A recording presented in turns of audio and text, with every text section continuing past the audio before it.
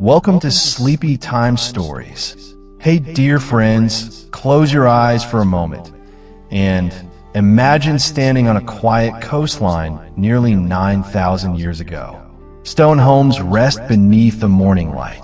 Smoke rises softly into the air. Families gather near ancient wells. Life moves slowly and peacefully. But one day, this village disappears. Not abandoned, not destroyed in the way we usually imagine. Instead, the sea quietly takes it. And for thousands of years, beneath moving water and drifting sand, the village waits in silence. Before starting the story, like and subscribe to my channel for more relaxing stories. Now start the story. Tonight, we travel beneath the waves to uncover the lost mystery of Atlit Yam. Just off the Carmel coastline in northern Israel, around a kilometer from where the waves now break against the modern shore, there lies something deeply unexpected beneath the Mediterranean. Not the splintered remnants of an ancient ship, not a few potsherds lost by some long-ago sailor. No, this is a village, a whole settlement, with the stones of its houses still standing in their original positions, with wells that once brought cool water up from the earth, with a ring of upright stones that someone arranged with clear purpose, with graves with human bones, with seeds and the everyday debris of people who lived, worked, and died here. And all of it rests under roughly 10 meters of seawater, where it has remained almost untouched for thousands upon thousands of years. This place is called Atlit Yam, and it stands as one of the most astonishing discoveries ever made on our planet. The site rests just off the coast near the old town of Atlit, a stretch of shoreline that has been home to human beings for an almost unimaginably long span of time. Here, in the eastern Mediterranean, the waters are usually calm and relatively shallow as you move away from the beach, and that is part of why divers were able to find it. It is also part of why the things they found have been kept so beautifully intact.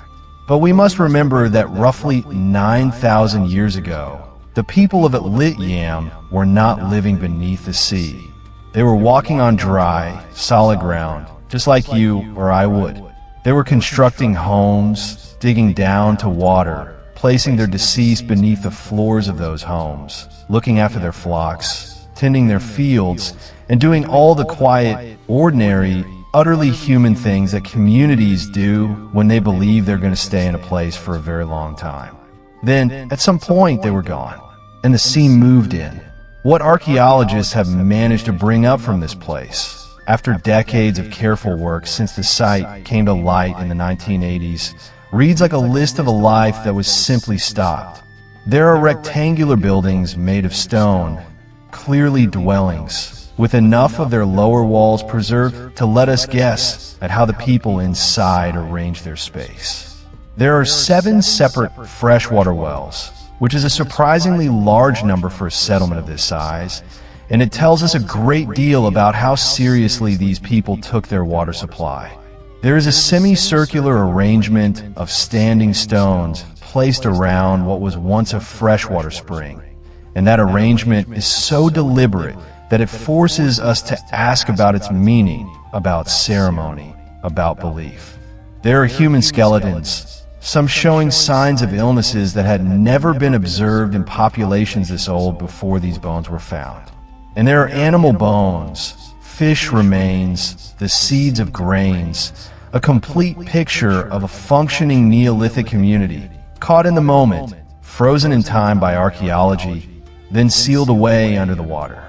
The question that sits at the very heart of everything about Atlit Yam is deceptively simple, and yet profoundly difficult.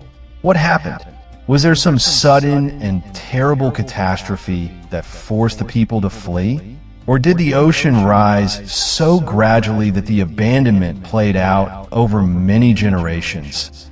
Slow motion retreat as the land became less and less livable? Was it one single event, a wave or a flood that arrived without any warning at all? Or was it the slow, patient, relentless work of water that eventually swallowed everything they had built. The evidence we have seems to point in several different directions, and that tension is part of what makes this place so endlessly fascinating and so difficult to fully resolve. We know what they left behind.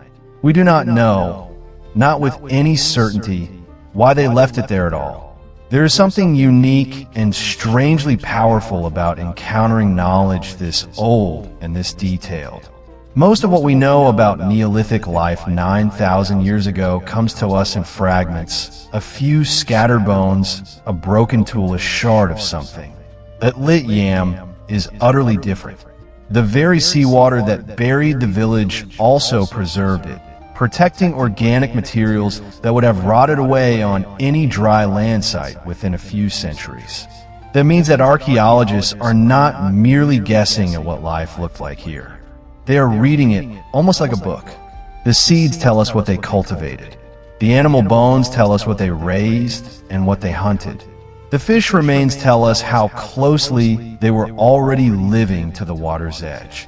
The human remains tell us something about the health of the population during those final years. And what they reveal is not entirely comfortable. By the time we have finished exploring all of this, you will have a much clearer image of who these people were, how they spent their days, what the physical evidence actually shows us, and what it genuinely cannot answer. Because this is not a story with a neat, tidy resolution.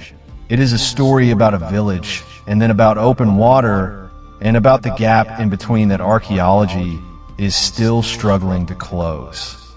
If you're listening to this right now, wherever you happen to be, I would genuinely love to know.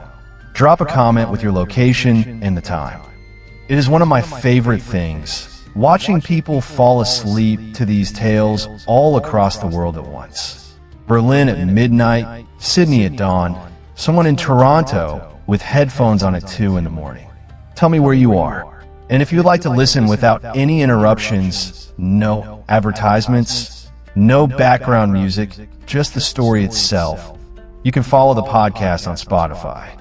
The link is in the description. It really helps keep this going, and I appreciate it more than I can possibly say. Now, just a kilometer off the coast of Israel, 10 meters down, there is a village where fish swim through the doorways that human hands built 9,000 years ago. Let us go and find out what happened to it. The discovery did not begin with someone actively searching for a Neolithic village. It rarely does with underwater finds. It started with a survey. In the early 1980s, a marine archaeologist named Ehud Galilei was conducting systematic work along the Israeli coastline, the kind of methodical, unremarkable documentation that most people never hear about, but that forms the very foundation of what we actually know about the ancient world. The survey was partly about understanding what the shallow seafloor off the Carmel coast contained, whether there were shipwrecks, ancient harbors, or artifacts moved around by currents. What it was not expecting to find was a whole village sitting more or less exactly where it had always been. The site lies somewhere between 200 and 400 meters offshore, depending on which part of the settlement you're measuring from, at depths ranging from around 8 to 12 meters, which is shallow enough for scuba divers to work in reasonable comfort. But it is not shallow enough to see from the surface. The stone walls and organic remains have been sitting there, almost invisible, for the better part of 9,000 years. Underwater archaeology is far slower than archaeology on land, and harder in nearly every respect. You cannot brush dirt away from a surface with the same control when you are hovering in a current. You cannot scribble quick notes. You are constantly working against time in a way that has nothing to do with the past and everything to do with how long your air supply lasts. The process at Atlit Yam involved establishing survey grids across the seafloor, using the same basic logic as a land excavation, but requiring anchored lines and very careful positioning to maintain any kind of spatial accuracy. Divers mapped the stone features by hand, recorded the locations of artifacts relative to fixed reference points, and photographed everything before anything was moved. Some of the more fragile organic finds, the seeds, certain bone fragments, pieces of worked wood, required lifting in specially controlled conditions to prevent them from simply falling apart when exposed to air after so many centuries under cold, dark water. What made the recognition possible was the geometry. Natural seafloor scatter does not produce straight lines. It does not produce right angles. When the divers began tracing what turned out to be stone wall foundations, the regularity was immediately apparent. These were not rocks that had tumbled into place by accident. They had been arranged deliberately. The same was true for the wells, circular stone linings sunk into the seafloor sediment, and for the semicircle of standing stones that sits near the center of the site. None of these things look accidental once you actually see them. The preservation at Atlit Yam is the result of a specific set of circumstances that came together in an unusually favorable way. Sand burial played a major role. Much of the site was covered relatively quickly by sediment, which protected it from wave action and from the kind of biological activity that destroys organic material on an exposed seafloor. Certain areas also benefited from pockets of low oxygen within the sediment, conditions that dramatically slow the decomposition of plant material, bone, and even some textiles. This is why seeds recovered from the site were identifiable thousands of years after they were stored. It is why animal bones retained enough information for species identification and for the analysis of butchery marks. But preservation is never total. Wooden structures that might have told us about roofing and construction techniques are largely gone. Anything that required high oxygen to remain intact has not survived. The site gives generously in some areas and holds back completely in others, and that unevenness shapes everything that archaeologists can and cannot say about it. What the surveys eventually revealed, taken all together, is a settlement of meaningful size and organization. There are rectangular stone structures identified as dwellings, arranged across an area that suggests a community of perhaps a few dozen households. There are open spaces between the structures that may have served as communal areas, animal pens, or working spaces. There are the 7 wells, distributed across the site in a pattern that looks planned rather than improvised. There are areas of dense artifact scatter that indicate where daily activity was concentrated. And there are human burials, some found beneath the floors of the structures, in the way that many Neolithic communities across the region treated their dead. This is not a site that was thrown together and abandoned quickly. It has the layout of somewhere people expected to remain. The organization of the space, the investment in permanent water infrastructure, the presence of burials beneath the floors. These things all speak to a community with deep roots, with memory, with clear intention. What ended that intention is the question that everything else in this story is slowly building toward. But before we can even attempt to answer it, we need to understand when these people were actually living here and what the world around them looked like when the village was still dry land. To place Atlit Yam in time, archaeologists did not get a single neat date stamped on a stone. Instead, they built a window into the past out of fragments, each one carrying its own uncertainty, and then looked for where those fragments overlapped. When the first samples came up from the seafloor, the obvious move was radiocarbon dating. The village had given up exactly the kind of material that method needs. Bits of charcoal from ancient hearths, animal bones with enough collagen still preserved, plant remains from stored grains and seeds that had been sealed away in low-oxygen sand. Each of these held the radioactive trace of carbon-14 slowly decaying from the moment the plant died or the animal stopped breathing. In the lab, technicians measured how much carbon-14 remained, compared it to modern levels, and calculated an age in radiocarbon years. But radiocarbon years are not exactly calendar years. They have to be run through calibration curves built from tree rings and other independently dated records that show how atmospheric carbon has changed over time. Only after calibration do you get dates that can be plotted on an ordinary timeline. Those calibrated dates for Atlit Yam cluster in the late 8th millennium BCE, roughly between about 6,900 and 6,300 BCE, depending on the specific sample and the calibration model used. That places the village in the period archaeologists call the pre-pottery Neolithic C, or often just the late pre-pottery Neolithic, a time after farming and herding were already established in the region, but before fired pottery became a normal part of daily life. Radiocarbon alone, however, is never quite enough. A single piece of old wood reused in a younger house can drag your date backwards by centuries. A bone moved by burrowing animals can end up in the wrong layer. So archaeologists at Atlit Yam leaned heavily on context, on stratigraphy, the careful recording of where exactly each sample came from.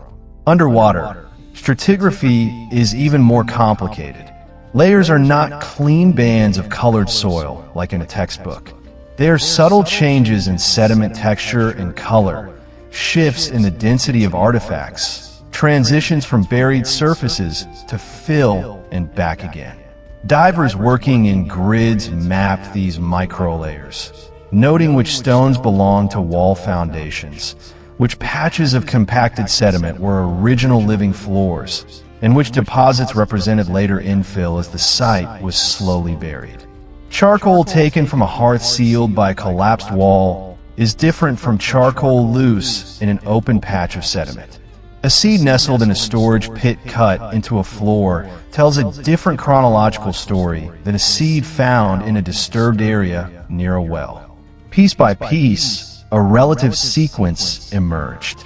Houses built, wells dug, surfaces trampled, refuse accumulating, and then eventually the entire complex swallowed by sand and sea. When that stratigraphic sequence is combined with the radiocarbon series, the picture becomes clearer. Atlit Yam is not some Paleolithic camp or a Bronze Age harbor. It sits at a very particular pivot point in Near Eastern prehistory, when small villages of farmers and herders had spread across the coastal plains and uplands, and when people were beginning to invest heavily in fixed places, permanent houses, deliberate graves, and wells sunk deep enough to outlast a single generation. Regionally, the pre-pottery Neolithic Sea marks a shift from earlier experiments with cultivation to more entrenched agricultural lifeways. Emmer wheat, barley, and other grains are already domesticated here. Sheep, goats, cattle, and pigs are being managed, not just hunted. Communities inland are growing denser, some with communal architecture and bounded spaces. On the coast, groups like the inhabitants of Atlit Yam are testing what it means to live with 1 foot in the sea and 1 foot in the fields. Fishing, shellfish gathering, and sea mammal hunting are being woven into a diet that also includes cereal grains, pulses, and meat from penned animals. Placing Atlit Yam in the late 8th millennium BCE also ties it into a larger environmental narrative. The last ice age had ended thousands of years earlier, but the world was still adjusting. Global sea levels had risen dramatically since the glacial maximum, tens of meters higher than when ice sheets had locked up water on land. By the time Atlit Yam was occupied, the rate of sea level rise was slowing compared to the explosive meltwater phases, but had not stopped. The Mediterranean coastline was still creeping landward, sometimes steadily, sometimes in pulses. Low-lying areas that had been dry for generations could become marshy and then tidal within a few human lifespans. This matters for how we think about the village, but the dates themselves do not tell us the day the sea finally won. Radiocarbon cannot give you a calendar afternoon when everyone packed up and walked away. Even the best series of dates can only outline a span of human activity, earliest evidence of settlement, latest traces of use, and a broad window in which abandonment must have occurred, without a sharp, easily identifiable event layer, a distinctive storm deposit, a tsunami sand sheet clearly draped over an intact occupation surface. The chronology of the final years remains blurred. At Atlit Yam, the evidence so far does not point to a single catastrophic moment neatly sealed in the sediment. Instead, the dates hint at something archaeologists call time averaging. What we see as one coherent village frozen on the seafloor may in fact be the accumulated residue of decades, perhaps centuries of repeated building, repair, abandonment of individual structures, and reoccupation nearby. A house whose stone foundations we map today might have been built early in the site's life, then remodeled, then partially dismantled as another structure went up a few meters away. A well that appears central in our plan could have been dug late in the settlement's history, replacing earlier water sources now invisible to us. Bones and seeds found on a single buried surface might come from multiple episodes of use, separated by seasons or years, blended together by trampling feet and later disturbances. From the diver's perspective, all of this collapses into a single tableau. Walls, wells, burials, artifacts, all lying together at the bottom of the sea. In human terms, though, Atlit Yam was a sequence, not a snapshot. Families were born and died there under changing skies and slowly changing shorelines. The radiocarbon dates, the stratigraphy, and the broader sea level context let us say roughly when this story unfolded. They did not yet tell us exactly how the last chapter was written. For that, we have to look more closely at where the sea once stopped and how quickly it began to move inland. To understand that final chapter, you have to take the water away. Today, Atlit Yam lies about 8 to 12 meters below the surface of the Mediterranean, a few hundred meters offshore from the modern Israeli coast. But when people were living there around 6900 to 6300 BCE, the waves were not lapping at their doorsteps. The shoreline was much farther out, beyond where divers can reach without gear, beyond the modern surf zone. The stone houses, the wells, the burials we see under the sea were laid out on what was then solid ground, a gently sloping coastal plain, rising from the beach through low dunes and shallow depressions toward the inland hills. Reconstructing that ancient coastline is a bit like peeling back paint layers without ever scraping the wall. You cannot see the old beach directly, but you can infer where it was by combining several lines of evidence. Global sea level curves tell us that around 6,500 BCE, the Mediterranean was several meters lower than today. Local cores drilled off the Carmel coast show how sediment types change with depth, beach sands grading into nearshore silts, then into the finer muds that settle in deeper, calmer water. Somewhere in that vertical transition is the place where the waves used to break. When researchers map the seafloor around Atlit Yam with sonar and sub-bottom profilers, a ghost landscape appears beneath the modern blanket of marine muds. They pick up the buried contours of old dunes, leveled surfaces, and ancient channels. Stone features that used to sit on dry land now lie half-buried, their tops just protruding from the sediment.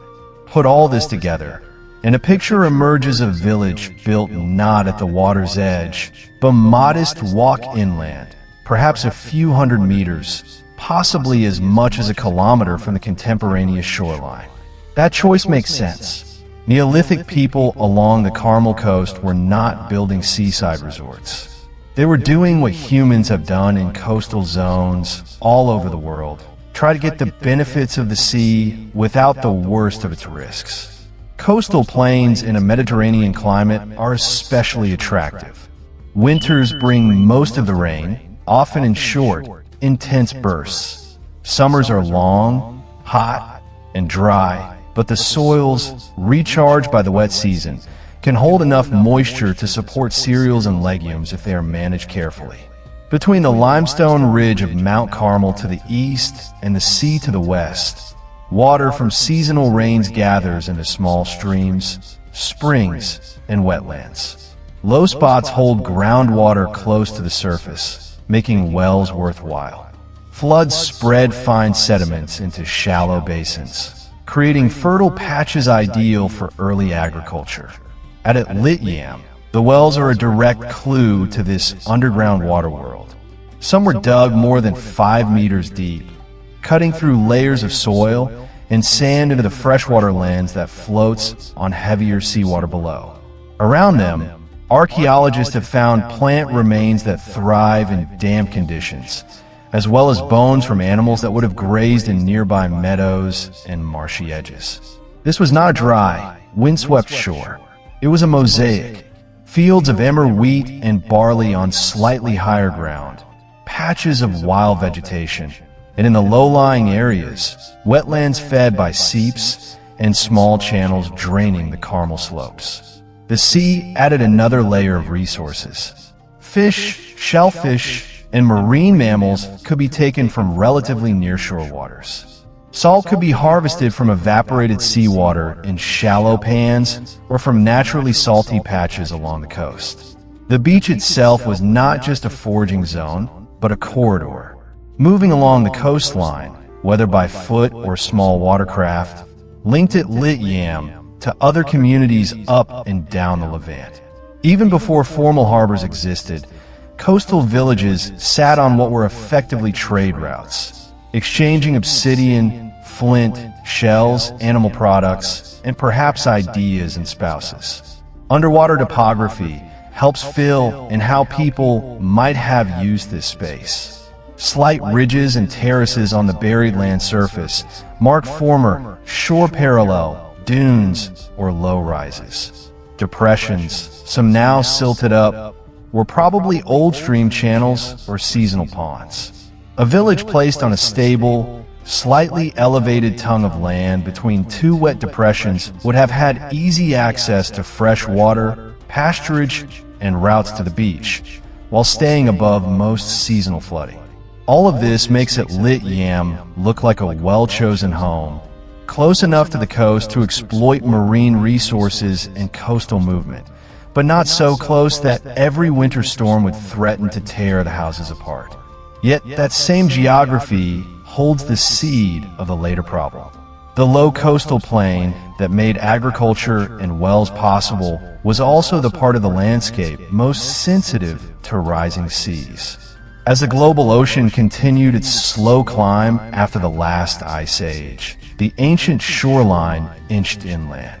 What had been beach became backshore dunes. Wetlands crept landward as salty water pushed into formerly fresh channels. The freshwater lens shifted. The balance between wells and seawater changed. A settlement that began at a comfortable distance from the waves could find itself, generations later, in a zone where storm surges reached farther and salt intruded more often. We do not see that change directly. There is no ancient photograph of the waves moving closer year by year. Instead, the story is encoded in the sediments and in things small enough to fit on the head of a pin. Cores taken around Atlit Yam show layers rich in terrestrial plant pollen and freshwater mollusk shells overlain by layers where marine microfossils dominate.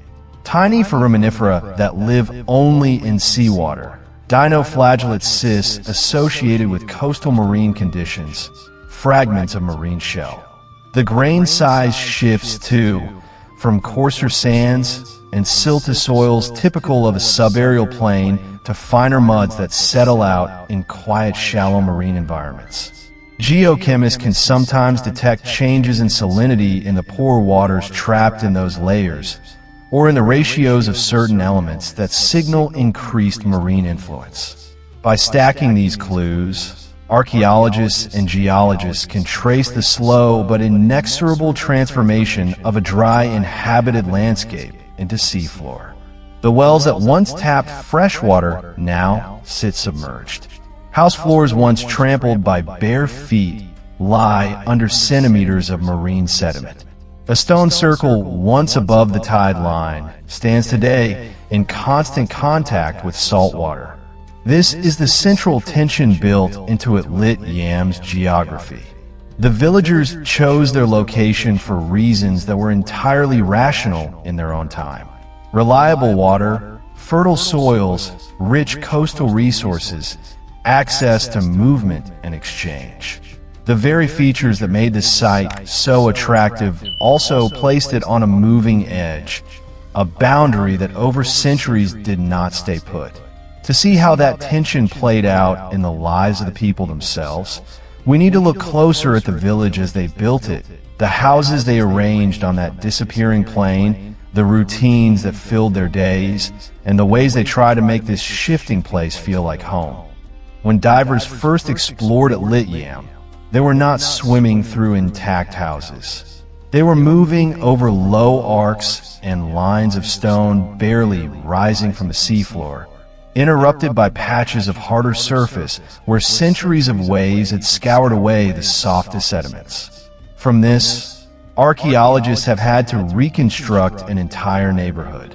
Most of the buildings are defined by curving rows of medium-sized stones, forming rough ovals or rounded rectangles a few meters across. These are the foundations, the base courses of walls that would once have risen in mud brick, wattle and daub, or some mixture of organic materials that have long since vanished.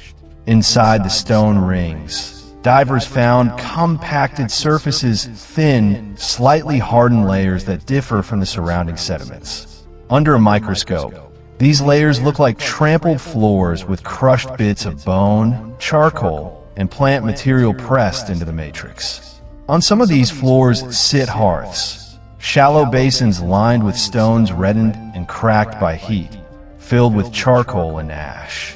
In others, the fire traces are more diffuse, just concentrations of burned material in one corner of a room. Around them, scattered but not random, lie tools and waste flakes, bones for meals, and the occasional larger stone set upright, perhaps as a support for a post or a working surface.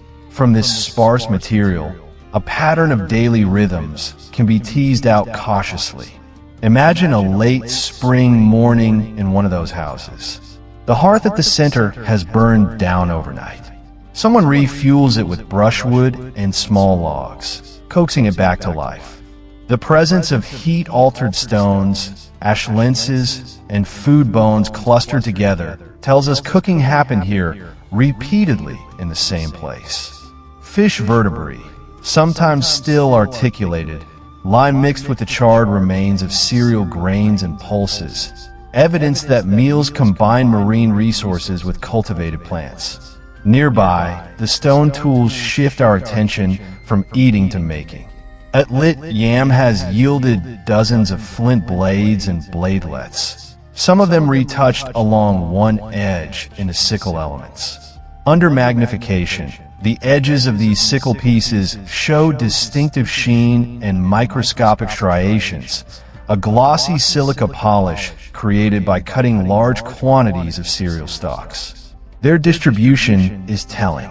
Many are found not in the houses themselves, but in small clusters just outside or in open areas between structures. That suggests that while the harvest happened out in the fields, the refitting, repair, and perhaps the binding of these elements into composite sickles may have been an outdoor task, done in shared workspaces rather than inside individual homes.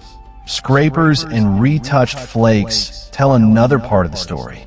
Their edges bare, where patterns consistent with working hides and wood, rounded microchipping where they were pushed against soft, resistant materials, residues of animal fat trapped in tiny cracks. These tools are often found nearer to the hearths and within the house foundations, implying that processing skins, preparing leather, or shaping small wooden objects could have been part of indoor, perhaps evening activity, tasks carried out while food simmered and conversations continued. Heavier ground stone tools add still more layers to these quiet routines. Querns and grinding stones made from basalt and limestone sit in specific parts of the site, usually within or right beside houses. Their upper surfaces carry the telltale smoothness and shallow grooves of repeated grinding. Starch grains recovered from their surfaces point to cereals and legumes being processed here, while traces of wild plants hint at a broader range of foods. The clustering of these grinding stones suggests dedicated food processing spots, perhaps the corner of a room where someone knelt day after day, turning harvested grain into flour. Child that hides in subtler hints. Small lithic flakes in the same rooms as the grinding stones, some too small and irregular to be useful, maybe debris from tool production. But mixed among them are tiny artifacts with unusually steep retouch or odd shaping that some researchers cautiously interpret as practice pieces, the early efforts of young knappers learning to control the fracture of flint. If that reading is right, tool repair and training happen side by side, adults maintaining functional equipment while children imitated their gestures at the margins of the workspace. Spatial patterns across the settlement suggest that not every house did everything. In some areas, bones with butchery marks, cut and smashed for marrow, concentrate in open spaces between structures rather than inside them. The same zones hold high densities of larger flint flakes and cores, indicating primary tool production. Here, the rhythm might have been noisier. Carcasses brought in from hunts or herding grounds, stripped and divided.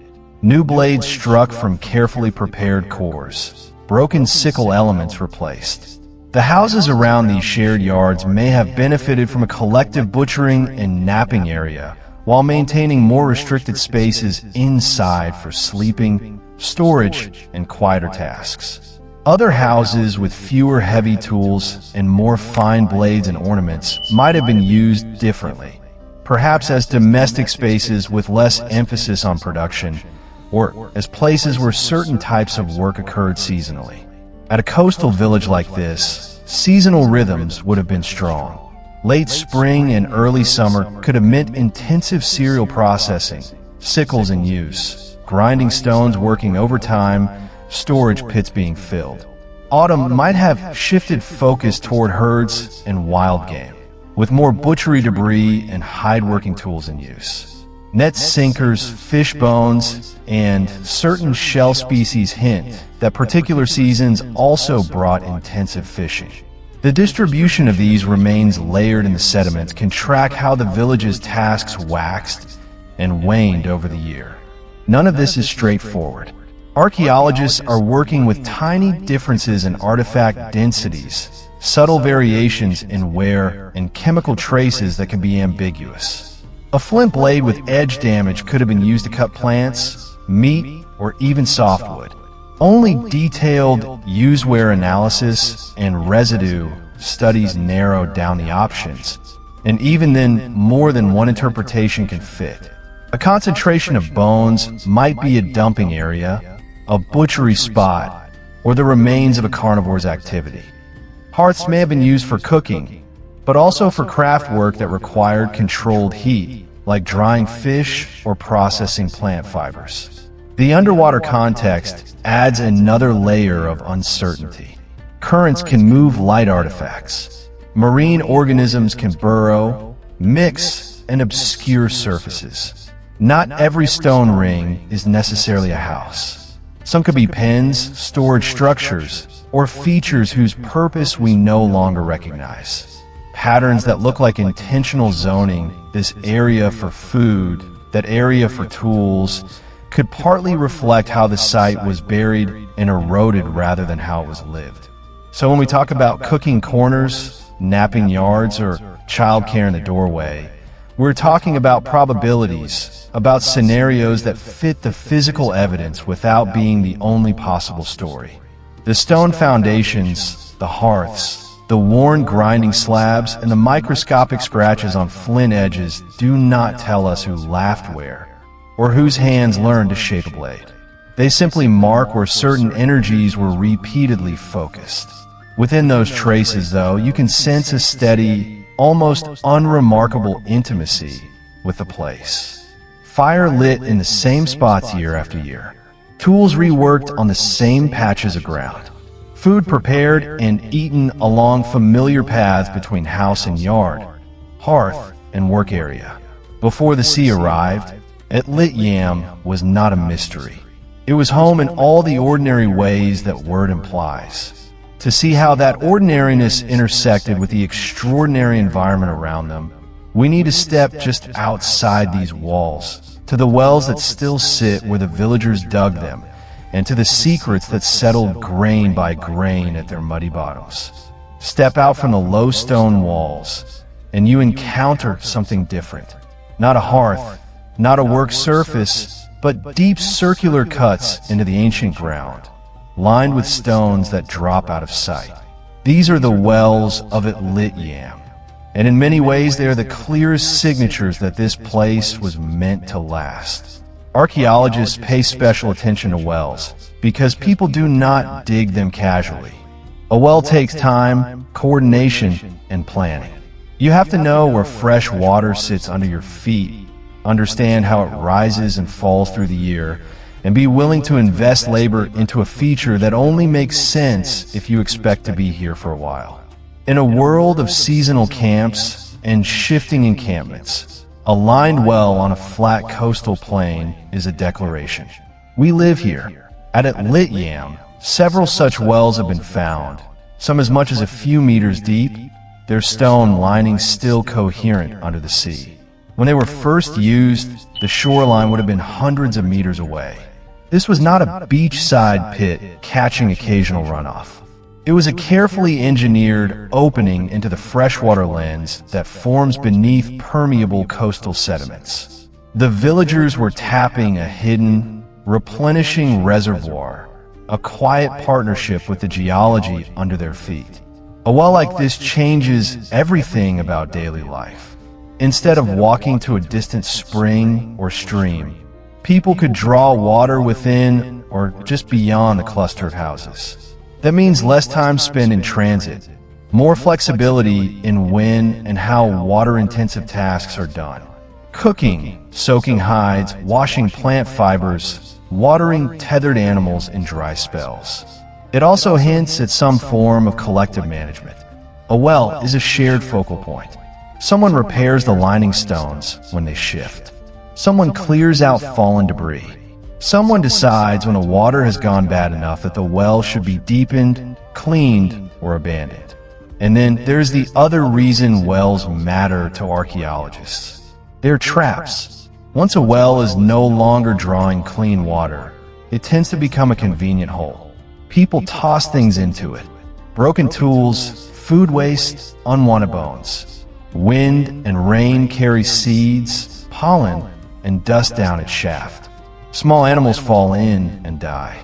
Over time, layer after layer of material accumulates at the bottom, often in a protected, oxygen-poor environment that can preserve fragile remains far better than open-air surfaces ever could.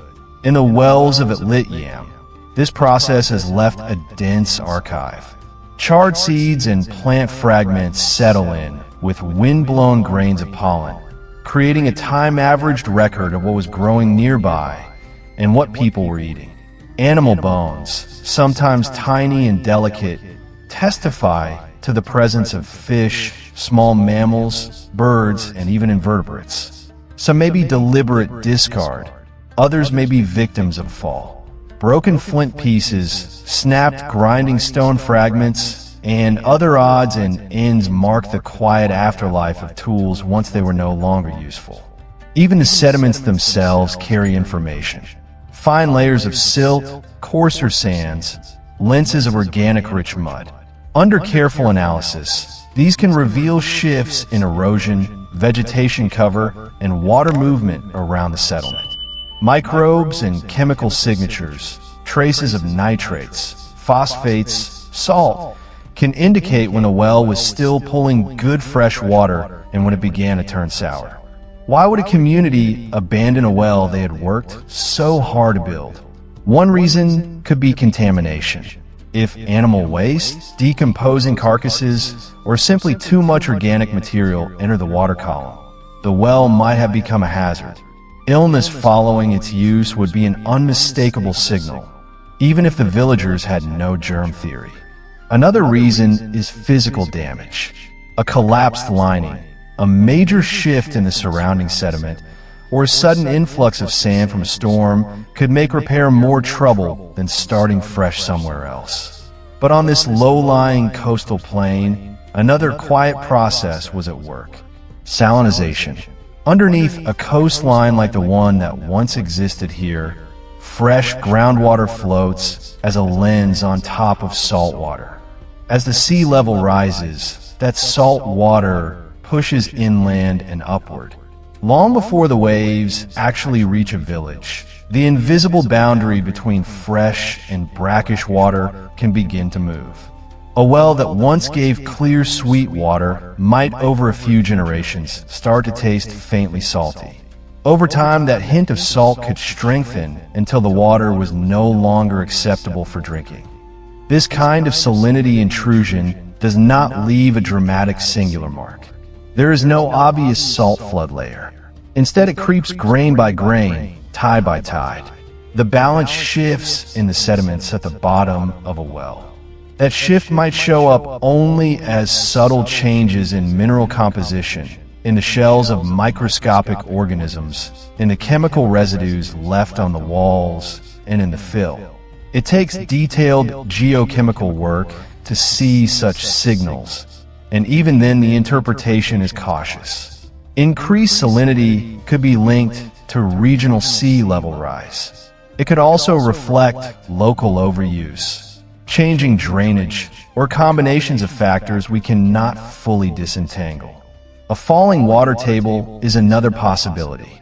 If climate conditions shifted, if rainfall patterns changed, or if too many people and animals were drawing on the same freshwater lens, the accessible water level in a particular well might have dropped beyond reach. Deepening the shaft is sometimes possible, but there are limits before the risk of collapse or the onset of brackish water makes further digging pointless. A dry or unreliable well quickly loses its central role in daily life.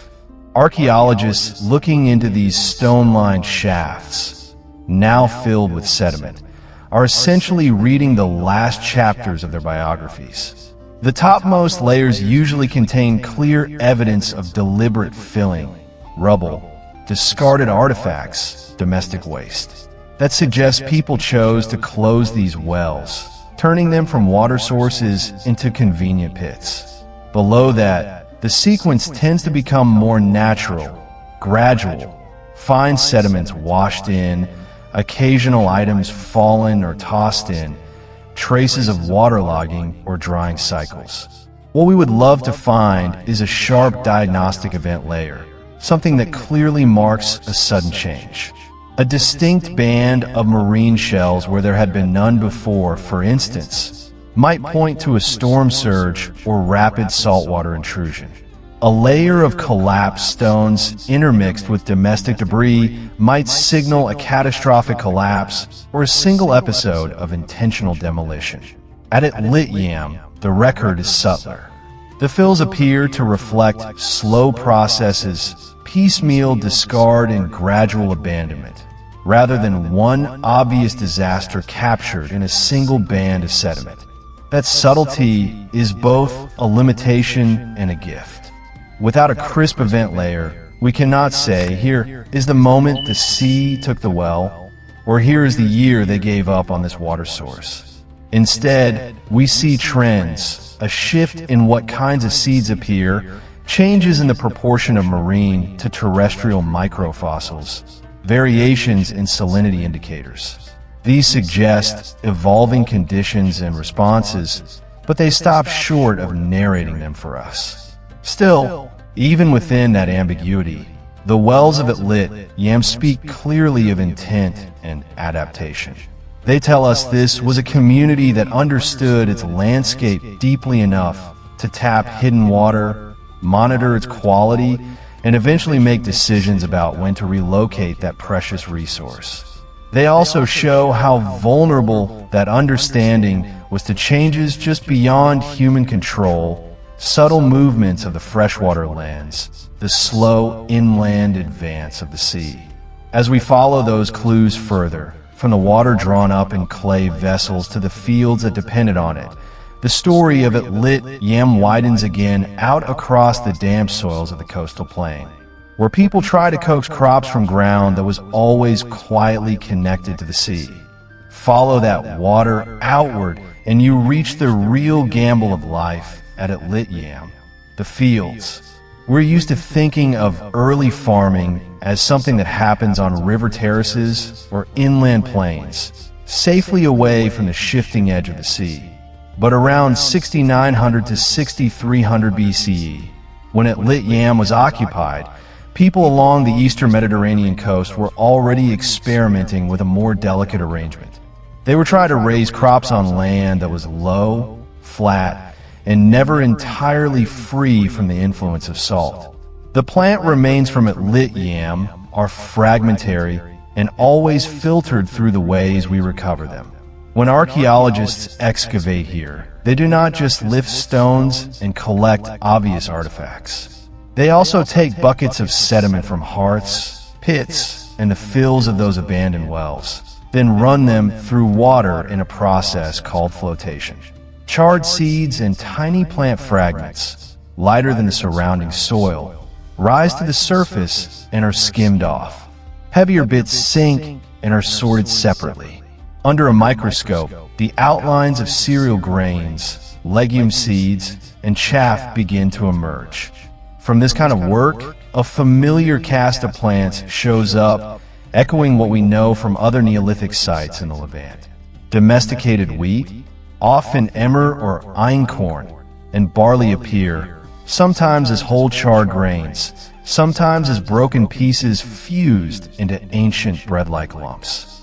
Legumes, especially lentils and peas, leave behind their own distinctive seeds. There are also hints of wild plants, fig, maybe wild fruit stones, bits of gathered greens. The exact list depends on which samples you look at, and new discoveries can still shift it, but the overall impression is clear. This was not a purely foraging community that just happened to live near the sea. Atlit Yam was part of the early farming world. Beyond the naked eye, there is a second layer of evidence. Pollen grains survive in sediments, each species sculpted into a miniature species-specific form.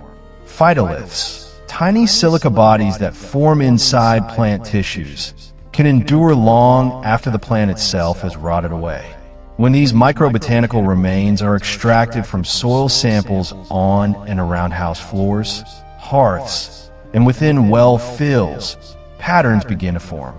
Certain phytolith shapes point to grasses, including cereals. Others suggest reeds and wetland plants, perhaps brought in as thatch or fodder.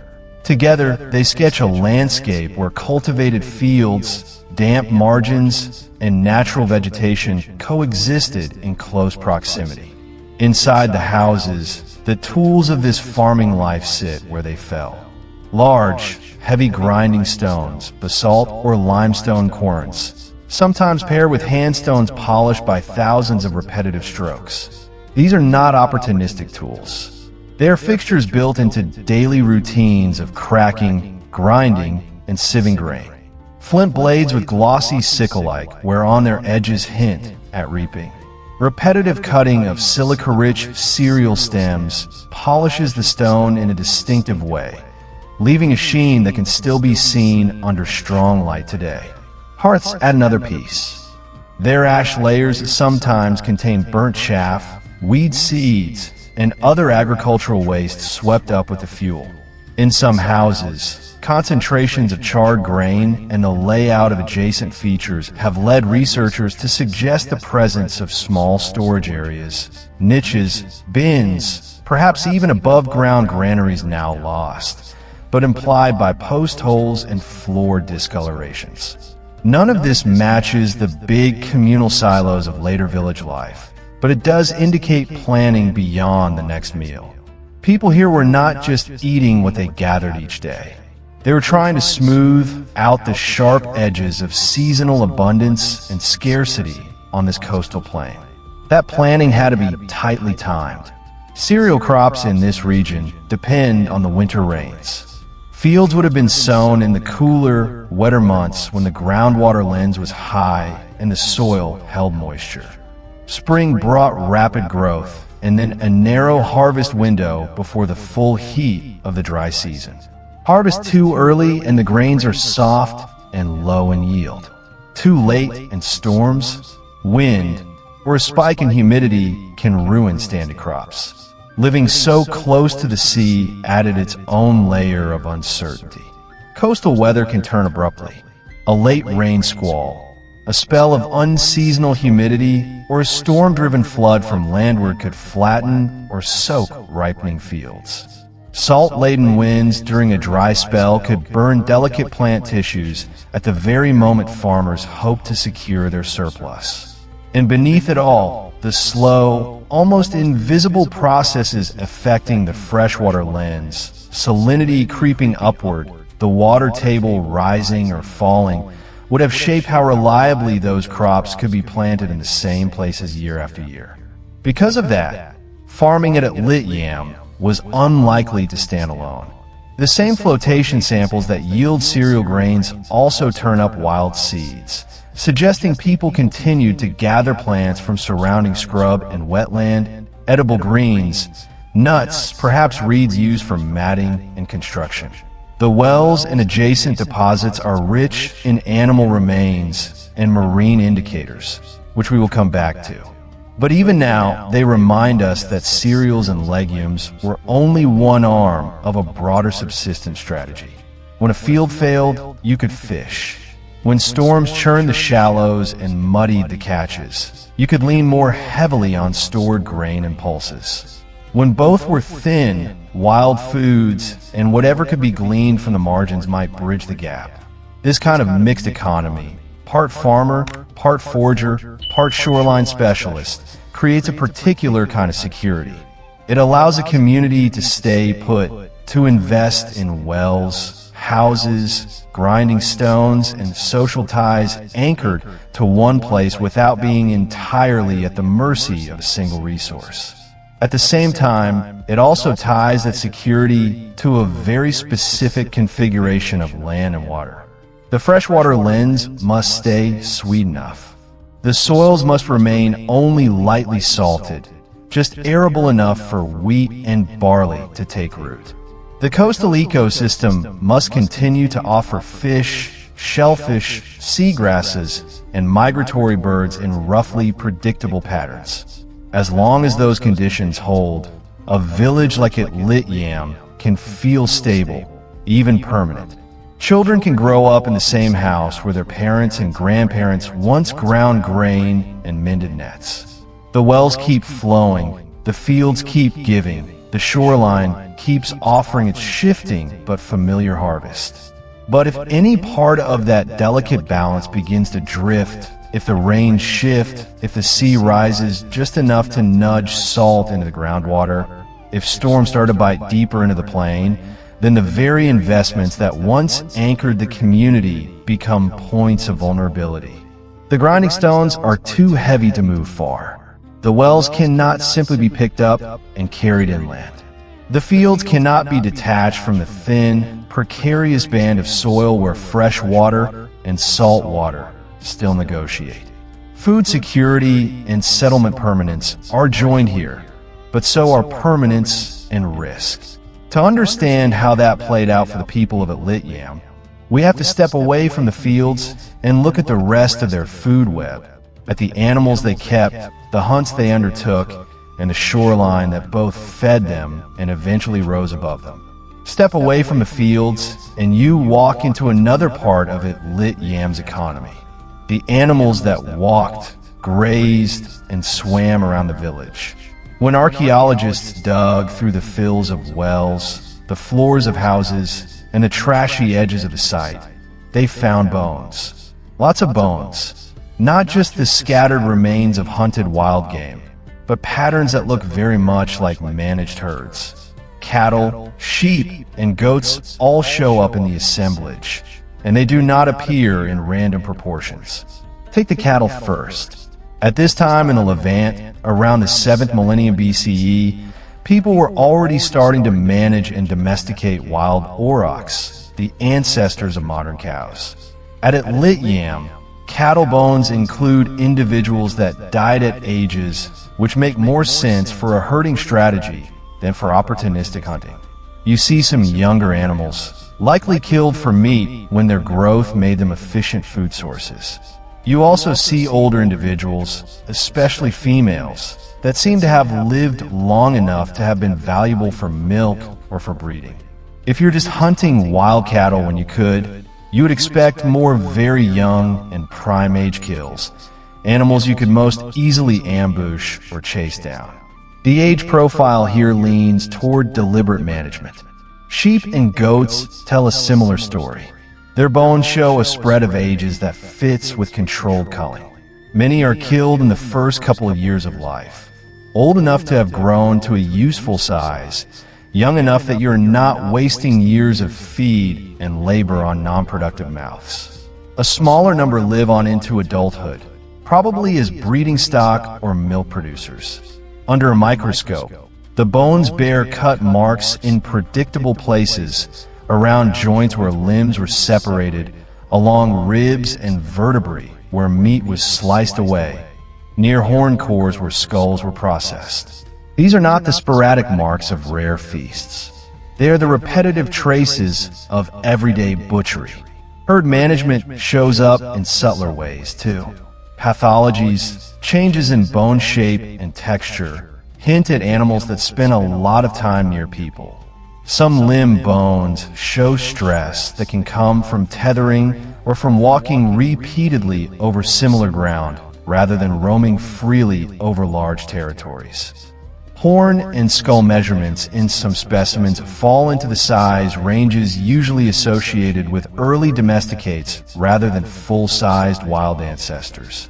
Though the distinction in this period is often a matter of degrees, all of it points toward people who are not only chasing animals, but shaping their lives. That does not mean they abandon hunting. Wild species still appear in the bone record. Deer, wild boar, perhaps the occasional gazelle. These animals seem to have been taken less predictably, adding variety and fat to the diet when opportunities arose. Their age profiles skew more toward prime adults, the kind of animals you are most likely to target when stalking game. Some bones show impact fractures associated with projectiles. Others carry distinctive spiral breaks and percussion marks that suggest people were cracking them open to get at marrow and brain, the richest fats available in a lean season.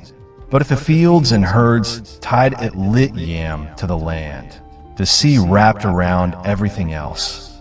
Fish remains are everywhere. Vertebrae, jawbones, stubborn little otoliths, the ear stones that sometimes survive when everything else has decayed. Many of these belong to species that favor shallow nearshore waters. Groupers, sparids, mullets, and others that haunt rocky bottoms and sandy shallows. The size ranges suggest people were catching a mix of small and medium fish rather than specializing solely in giant trophy animals. That pattern fits well with net fishing, traps, and lines set in predictable spots along the coast. Shellfish add another layer. Piles of mollusk shells accumulate in some areas with species that tend to live on intertidal rocks or buried just below the surface of sandy and muddy substrates. Some shells show chipping or breakage patterns that suggest deliberate opening techniques rather than random damage. Others bear small polish or wear on their edges, hinting they might have been reused as scrapers or small tools after the meat was eaten. Crustaceans and other marine invertebrates likely filled in the gaps, though their remains are more fragile and harder to track. The toolkit that made this shoreline harvest possible has only partly survived. Stone net weights, small stones with grooves or notches, turn up in context that makes sense if people were setting nets in the shallows or from simple boats.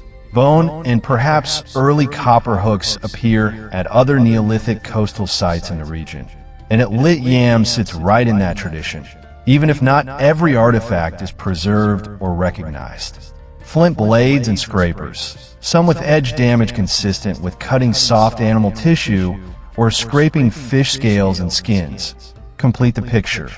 Alongside them, grinding stones and smaller abraders may have been used to process shell necklaces and tools, but also to smooth wooden implements related to fishing and trapping. From the perspective of a single meal, this looks like abundance. Meat from cattle, goats, and sheep. Stews thickened with lentils and barley. Fish roasted or dried. Shellfish boiled or baked in their shells. From the perspective of long-term survival, it looks like strategy. Dietary diversity spreads risk. If a dry year cuts pasture and reduces milk yields, the sea can still supply protein.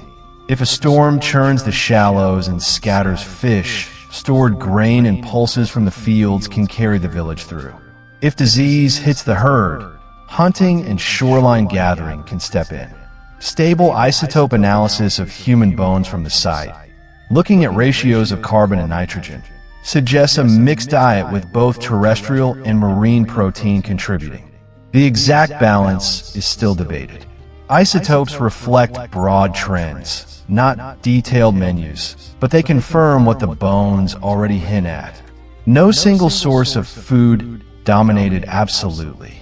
Residues add another layer of nuance. Traces left inside pottery shards or absorbed into stone tools can sometimes be teased out with chemical analysis. At Atlit Yam and comparable sites, residues point toward animal fats, sometimes dairy, mixed with plant oils, and occasionally compounds characteristic of marine organisms. This is not yet a fully painted picture.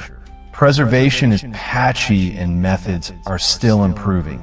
But even the partial signals show that people combine their resources in complex ways, cooking land and sea together.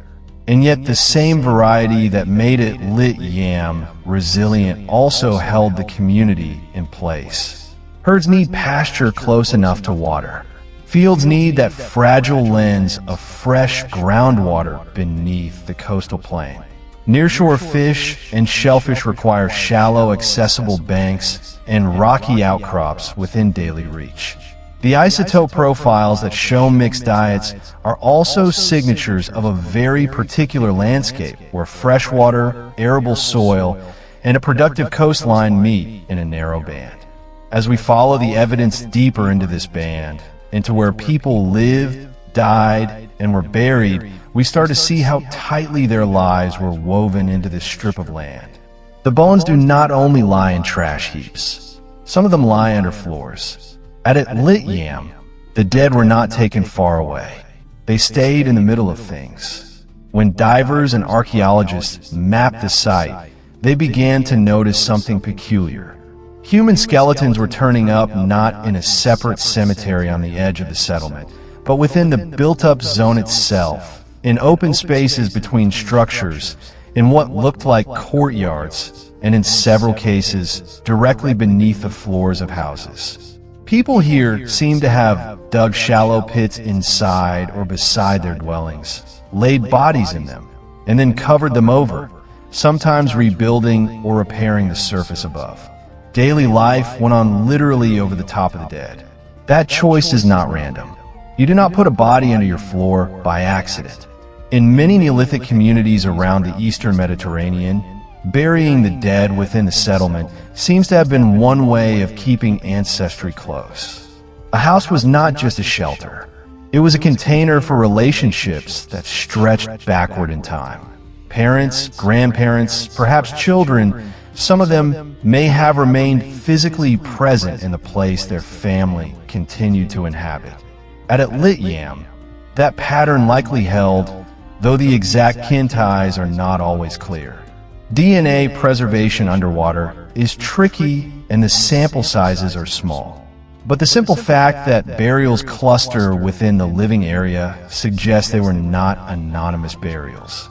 They were specific people known to specific households. Imagine what that does to the feel of a place. You sleep, cook, and work above the buried bodies of those who shaped your life. When you repair a wall or tamp down a floor, you are also maintaining a connection with whoever lies beneath it. Memory is not just something told, it is under your feet. Some burials at Atlit Yam are single individuals. Others hold more than one person. In at least one case, a woman and child appear to have been buried together, their bodies carefully placed. The positions of the limbs, the orientation of the skeletons, these details matter. They suggest intentional arrangement, not just quick disposal. Osteology, the close study of bones, lets us push a little further into who these people were. Human remains from Atlit Yam cover a spread of ages. There are adults in their prime years, older individuals with worn joints and degenerative changes, and younger people, including children. Sex estimation based on pelvic shape and skull features shows both male and female skeletons. This was not a burial ground reserved only for one segment of society, like elders or infants. The dead seem to represent a cross-section of the community. Bones also carry traces of the stresses these people lived with. Healed fractures tell of accidents or perhaps occasional violence, and whether those injuries had time to mend. Joint surfaces show were consistent with repetitive tasks, lifting, grinding, walking long distances. Enamel defects on teeth record episodes of childhood stress when illness or malnutrition interrupted normal growth. Taken together, these marks show lives of steady physical labor punctuated by harder times. Some skeletons show pathological changes that go beyond ordinary wear and tear.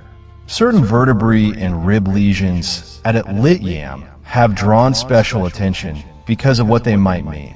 They look to some researchers like they could be consistent with an infectious disease that still troubles people today.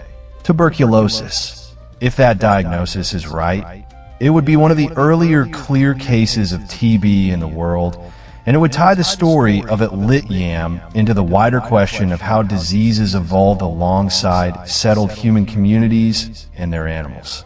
Close quarters, shared water sources, growing populations, and the presence of domesticated cattle all create the kind of environment where pathogens that move between animals and humans could thrive.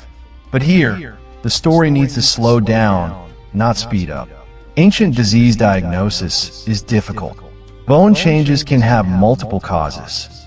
Lesions that look like tuberculosis at first glance might also result from other chronic infections, from different stresses, or even from post-burial changes. To be confident, archaeologists and bioanthropologists try to combine several lines of evidence: the pattern and location of bone damage, microscopic structure, any preserved DNA fragments from pathogens, and ideally comparisons with large samples from similar contexts. At Atlit Yam, some researchers have reported molecular traces consistent with Mycobacterium tuberculosis, the bacterium responsible for TB, in combination with skeletal changes that fit the expected pattern.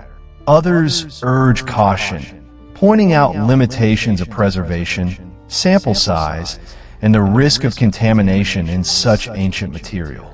The debate is not fully settled and may never be, given the age and condition of the remains. So, it is safest to say this: there are signs of serious chronic illness in at least some of the Atlit Yam skeletons, and those signs may include early evidence of tuberculosis.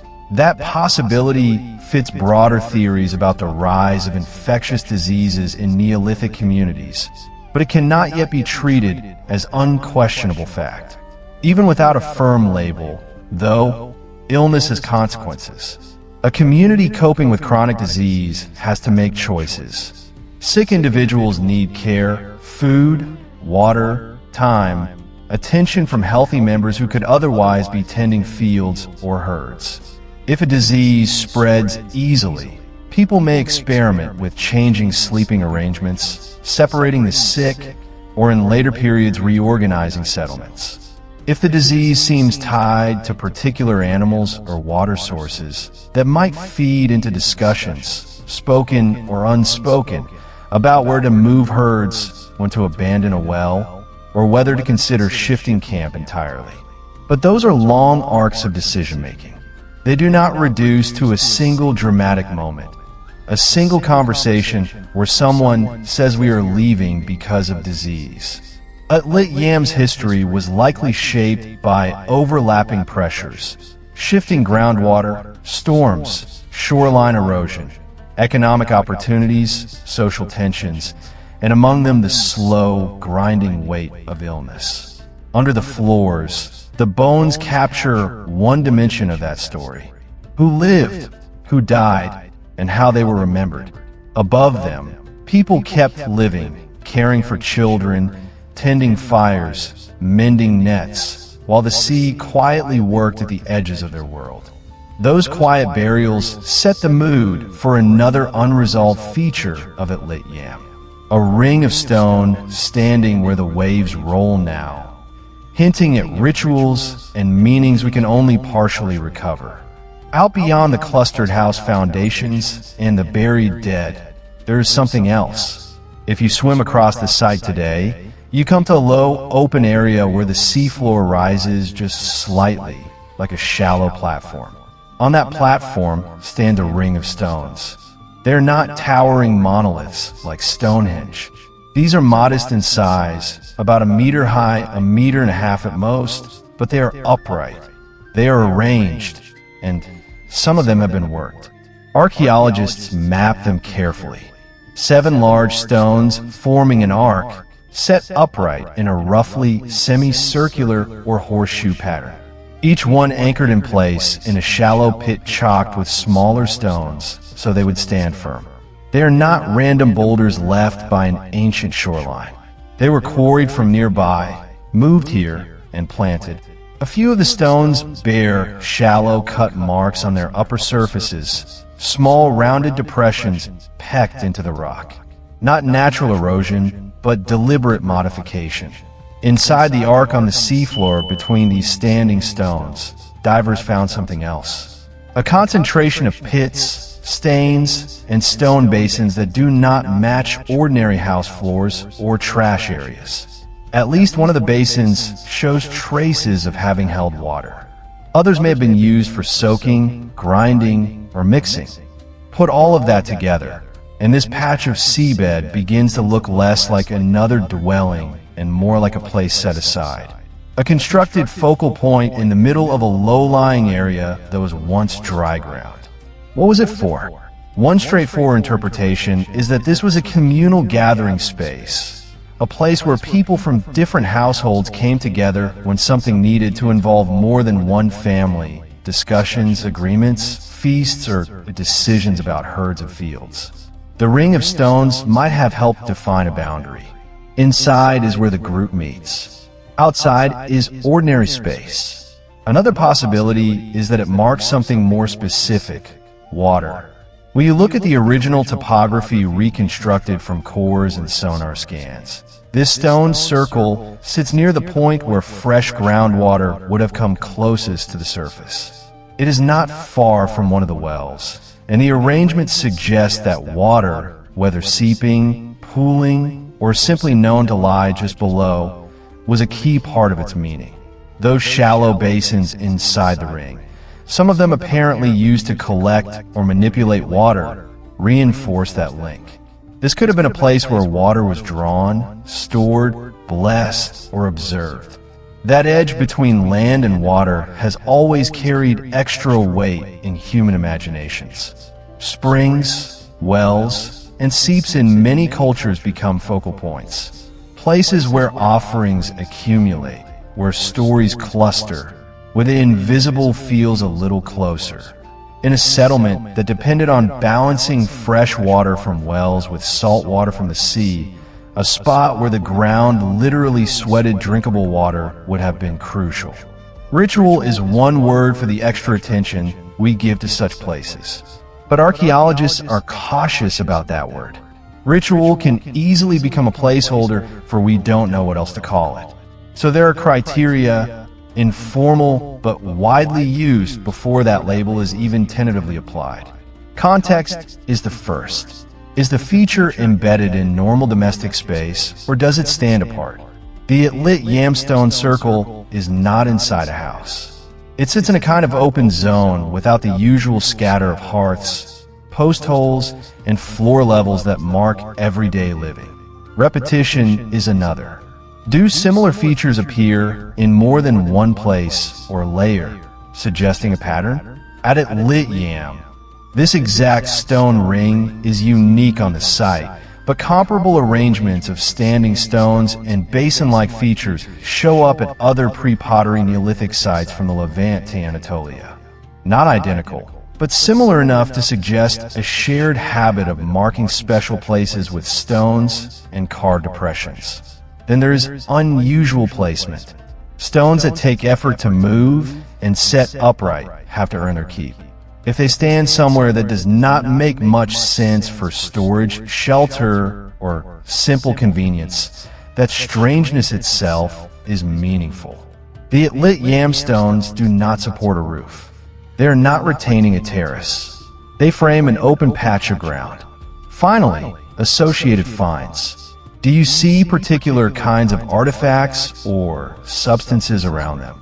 Burnt offerings, animal bones in unusual combinations, rare objects, pigments, or residues. At Atlit Yam, the picture is suggestive but not decisive. There are some animal bones and stone tools in and around the circle, but no clear altars, no obvious offerings that shout ceremony. If anything, the traces point to repeated small-scale activities, pouring, soaking, maybe slaughtering or processing animals nearby, rather than rare one-off events. Put together, these clues nudge interpretation towards some kind of communal, possibly ceremonial use, strongly tied to water, a place you return to again and again to do slightly unusual things in a slightly unusual way. It is easy from a distance of 9,000 years and several meters of seawater to let the imagination run far beyond that. Stone circles beneath the sea naturally invite comparisons with myths about drowned cities and lost civilizations. Atlantis inevitably gets mentioned whenever people hear about ancient structures under the water, but there is a gap between cultural echo and evidence. Atlit Yam is firmly rooted in the known world of the pre-pottery Neolithic around 6900 to 6300 BCE. Its houses, tools, animal bones, and plant remains match what we see at contemporary inland sites. The stone circle belongs to that same horizon, a local expression of a broader Neolithic way of life, not a trace of an unknown super-civilization. What is fascinating is not that it supports Atlantis-like stories, but that it shows how real Neolithic communities were already doing something we might recognize as sacred or symbolic with no need to stretch into legend. Even so, questions remain. Why this exact arrangement of 7 stones? Why this precise spot, a short walk from houses and burials, but not directly attached to either? Who was allowed inside the ring? Everyone, or only certain people at certain times? Did the cup marks hold offerings, or water, or pigments, or something we have no word for? And perhaps most importantly, what made it important enough that people were willing to drag heavy stones, dig careful sockets, and renew the area over time?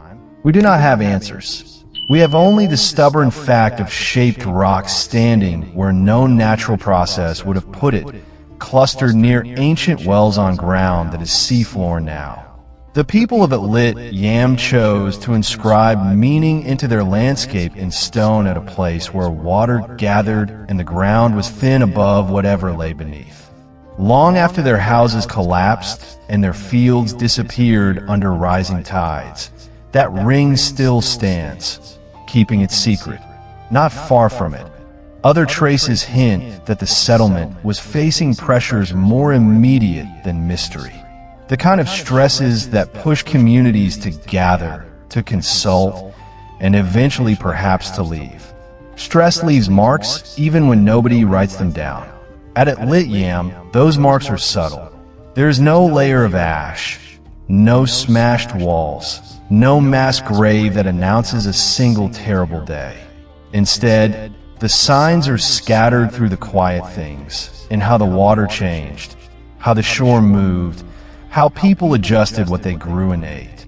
To understand those signs, you have to picture the village in its last centuries, not as a suddenly drowned town, but as a low-lying coastal community living with a sea that was rising year after year. Global sea level around 1700 to 1600 BCE was not static. As the great ice sheets of the last glacial period finished melting, the oceans kept creeping upward by meters over centuries, by centimeters within a lifetime. Atlit Yam sits today about 8 to 12 meters below the surface. But when people lived there, it was on dry land just a few meters above a shoreline that was edging inland. Before the sea ever washed across their doorways, it would have seeped in from below.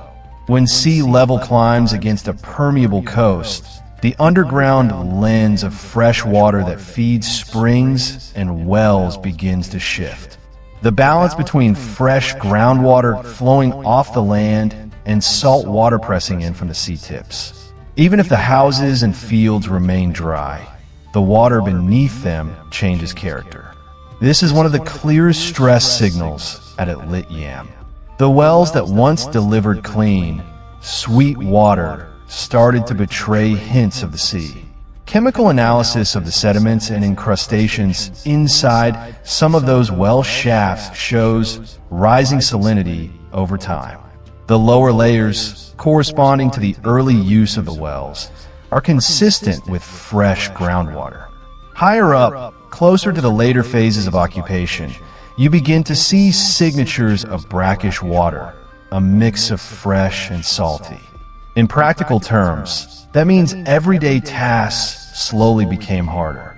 Cooking, brewing, washing, watering animals, all of it depended on reliable fresh water.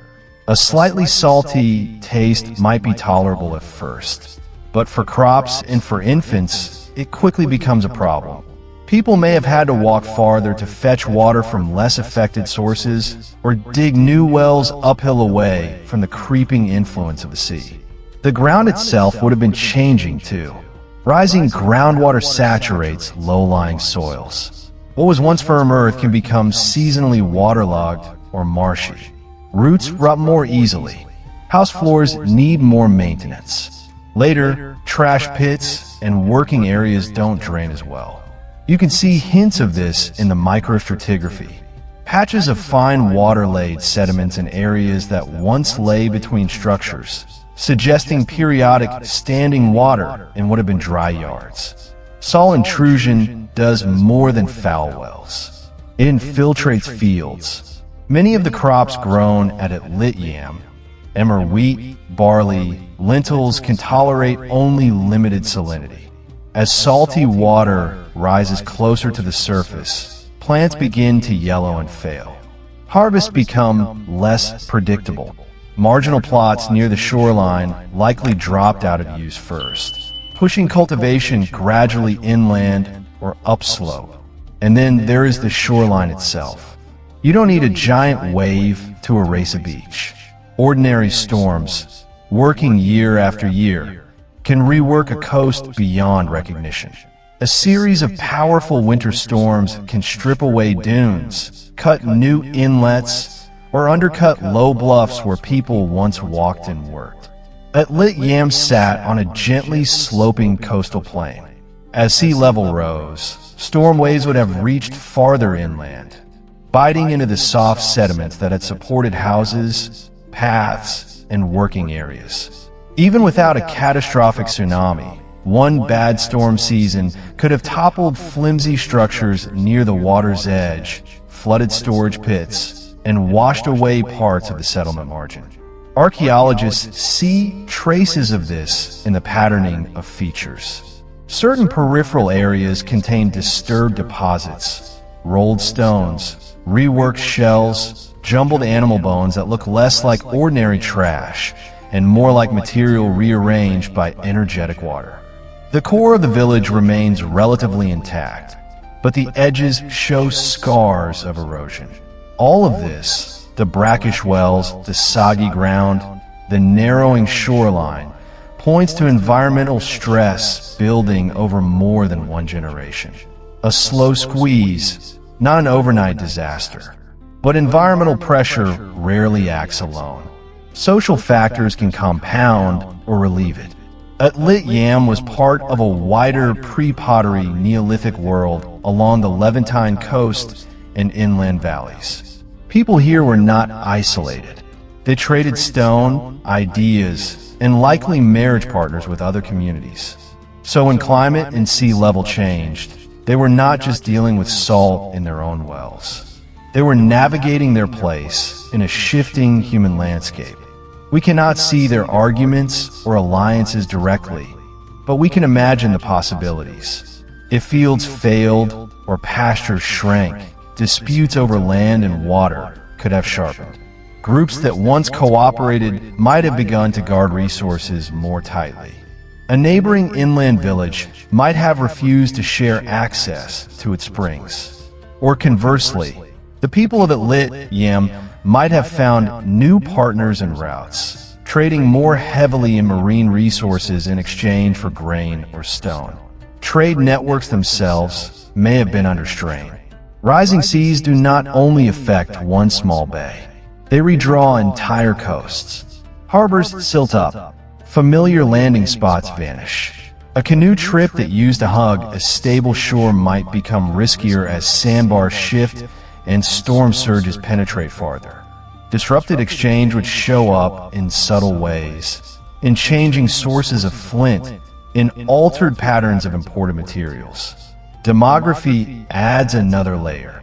A settlement can feel crowded or empty without leaving obvious archaeological signatures. If younger families began leaving earlier for higher ground, the age structure of the remaining community could skew older.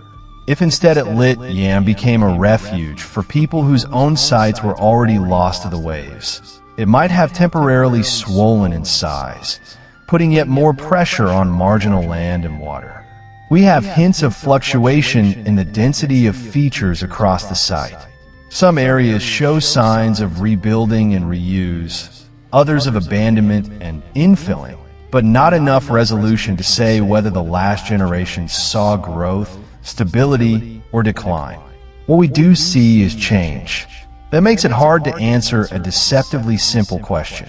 Did Atlit Yam die slowly, or did its people decide, more or less together, that it was time to go? From the ground traces alone, gradual decline and planned relocation can look remarkably similar. Imagine a scenario of slow retreat. As wells turn brackish, some households might have moved their main activities slightly inland, maintaining a presence in the old village while starting new plots higher up. Houses nearest the shore could fall out of use first. Their timbers are salvaged, their stones reused. Burials beneath house floors become less frequent as people invest more in the new place than the old. One day, nobody lights a hearth there anymore. But there is no single moment you can point to and say, this is when it ended. Now imagine a more deliberate shift. Environmental and social pressures accumulate. Storms get worse. Crop yields wobble. Trade becomes unreliable. People gather, perhaps even at that stone circle near the wells, to discuss what comes next. They weigh the costs of staying against the risks of moving. Eventually, they agree to relocate the community, carrying knowledge, tools, and perhaps even some of the stones to a safer site. The old village is not obliterated. It is simply left. In the archaeological record, both stories leave behind empty houses, silting wells, and a shoreline that continues to advance long after the last footstep, without clear signs of catastrophe. Distinguishing a village that faded away from one that was consciously abandoned is extremely difficult. And yet, for Atlit Yam, that distinction matters because it frames how we interpret what happened next. Was the final chapter of this underwater village a drawn-out negotiation with a changing sea, each generation creeping a little farther from the water's edge? Or did a more abrupt shock, a cluster of storms, a sudden change in water quality, a breakdown in wider networks, tip the balance and push people to leave in a relatively short span of time? Those are the two main models archaeologists now weigh. Slow retreat versus sudden shock. The physical evidence can support elements of both. In the next sections, we will follow each possibility in turn. First, the idea of a rapid, perhaps violent event, and then the quieter, but no less powerful story of a coastline that drowned by inches. If you're looking for a single terrible day at Atlit Yam, there's one candidate that always comes up: a wave. Not the ordinary kind that rises and falls with the wind, but a wall of water born far offshore, a tsunami. Around the Mediterranean, tsunamis are not rare in deep time. Underwater earthquakes, volcanic eruptions, and even the sudden collapse of volcanic flanks have sent pulses racing across the basin more than once. One of the more dramatic scenarios people have proposed for the early Holocene involves the eastern side of Mount Etna, in Sicily failing catastrophically and sliding into the sea. A collapse like that would have displaced unimaginable volumes of water, sending waves outward in all directions, toward North Africa, toward Greece, and toward the Levantine coast where Atlit Yam once sat. On paper, it is an elegant story. A vulnerable, low-lying village. A rising sea already eating at its margins. Then a single extreme event sweeping in, finishing the job and forcing everyone who survived to leave at once. But stories in archaeology have to meet the evidence. If a tsunami had washed across Atlit Yam while it was still inhabited, it should have left a particular kind of mark in the sediment. Tsunami deposits tend to be distinctive. They are often made of an odd mix of materials that don't normally sit together. Coarse sand where there should be fine silt. Pebbles dropped into what used to be quiet mud. Shells from deeper water thrown far inland. Fragments of land plants tangled with marine debris. In a vertical cut through the ground, you might see a relatively orderly sequence of occupation layers. Hearth ash, trampled floors, small domestic pits, capped suddenly by a chaotic band. A layer that cuts across older features, fills hollows indiscriminately, and contains things out of place. Pottery shards, animal bones, and house stones jumbled together with offshore shells and foreign sand.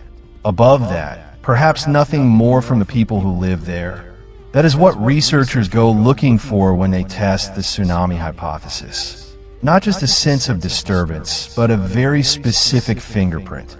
A laterally continuous, anomalous deposit that can be traced across the site and ideally beyond it, tied in both composition and age to known offshore landslides or earthquakes. At Atlit Yam, the picture is more complicated. There are indeed layers of reworked material in and around the settlement. Some peripheral zones show coarse sands and gravels intruding into what had been calmer, finer sediments. There are jumbled assemblages of shells and stones, and in some places, what look like erosional scours, hollows carved and then infilled by more energetic water. These have been cited as possible tsunami indicators. They do show that at least some high-energy events reach the area. But high-energy water has more than one source. Storm surges during intense Mediterranean winter storms can also bring in coarse sand, move stones, and rearrange shoreline deposits. They can flood low-lying ground, throw up rack lines, and carve channels. In the stratigraphy, Storm deposits can mimic tsunami layers at small scales, especially in the coastal plain already being nibbled by waves. Distinguishing between the two requires careful measurements, grain-size distributions, the orientation of particles, the presence of microfossils from specific water depths. One of the key differences is often scale and continuity. A major tsunami can blanket tens or hundreds of kilometers of coastline with a similar sedimentary signature at roughly the same time. Storms, even severe ones, tend to leave more patchy, localized traces that vary from bay to bay. At Atlit Yam, we have detailed slices of the seabed right over and around the site. We do not yet have a perfectly matched, regionally traceable tsunami layer of the right age marching along the whole Carmel coast. Some cores and offshore surveys suggest high-energy marine incursions during the broader period of occupation and abandonment. Others look more consistent with ordinary storm reworking and steady sea level rise inside the village.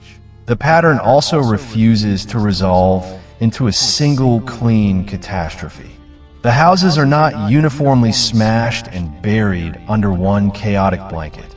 Many structures remain standing to wall height with floors, installations, and even delicate features intact. Wells show gradual infilling and rising salinity signatures rather than abrupt burial.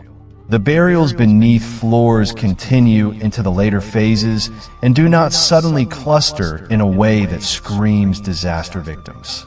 This does not rule out a wave. It just pushes us toward a more nuanced version. Imagine a community already under pressure from brackish wells, soggy yards, and an eroding shore. Then sometime in its later life, an unusually powerful marine event sweeps across the coastal plain. Whether it was a true tsunami from a far-off landslide or an extreme storm surge driven by local weather, the effect on daily life could have been severe. Fires doused, stored grain soaked, animal pens torn apart, fields contaminated with salt and sand in a single season. Such an event might not obliterate the entire village or leave a textbook tsunami layer everywhere. It might hit hardest at the edges, toppling a few houses, stripping away soils, filling some pits, and working areas with messy mixed deposits. The core of the settlement could survive physically, but socially something may have shifted. An already precarious balance could tip. Families who have been tolerating salty water and uneven harvests might interpret the wave as a sign, literal or symbolic, that the place was no longer viable. The cost of rebuilding, of cleaning wells and restoring fields might have seemed too high compared to simply moving a short distance inland or joining relatives at another site. In that scenario, the sudden wave does not erase Atlit Yam. It accelerates a departure that was already being considered. This is why archaeologists keep the tsunami hypothesis in play, but with caution. It is a plausible mechanism in a tectonically and volcanically active region. It fits with some of the disturbed deposits and with the vulnerability of a low, saturated coastal plain. Yet on its own, at a single site, it is very hard to prove. Without a clear, regionally correlated layer of the right age stretching along the coast, and ideally offshore evidence of the triggering event, Atlit Yam can only offer hints, not a verdict. So, could there have been a sudden wave? Possibly. It might have been a true tsunami born from a distant collapse, or a cluster of extraordinary storms that felt just as devastating to the people standing on that shore. It might have been the shock that turned slow retreat into a more decisive move. But even if there was a great wave, it did not act on a blank slate. It struck a coastline already drowning by inches, a village already negotiating with a restless sea. To see that longer story, we have to step back from the idea of a single day and watch the shoreline itself disappear. To understand what happened to Atlit Yam, we have to slow everything down. Forget the idea of a single terrible morning. Instead, imagine a shoreline changing on a timescale no one person could fully see. Not a crashing disaster, but a creeping one. At the end of the last ice age, around 20,000 years ago, so much water was locked up in glaciers that global sea level was more than 100 meters lower than it is today. Coastlines all over the planet sat far out from their present positions. What is now the eastern Mediterranean was bordered by wide coastal plains, marshes, and gentle slopes, exactly the kind of environments small farming and herding communities would later find attractive. After about 18,000 years ago, those ice sheets began to melt in earnest. Glaciers in North America and Eurasia retreated. Giant ice caps over Scandinavia and Canada thinned and collapsed. All that meltwater flowed into the oceans. Global sea level rose, not all at once, and not at a single uniform rate.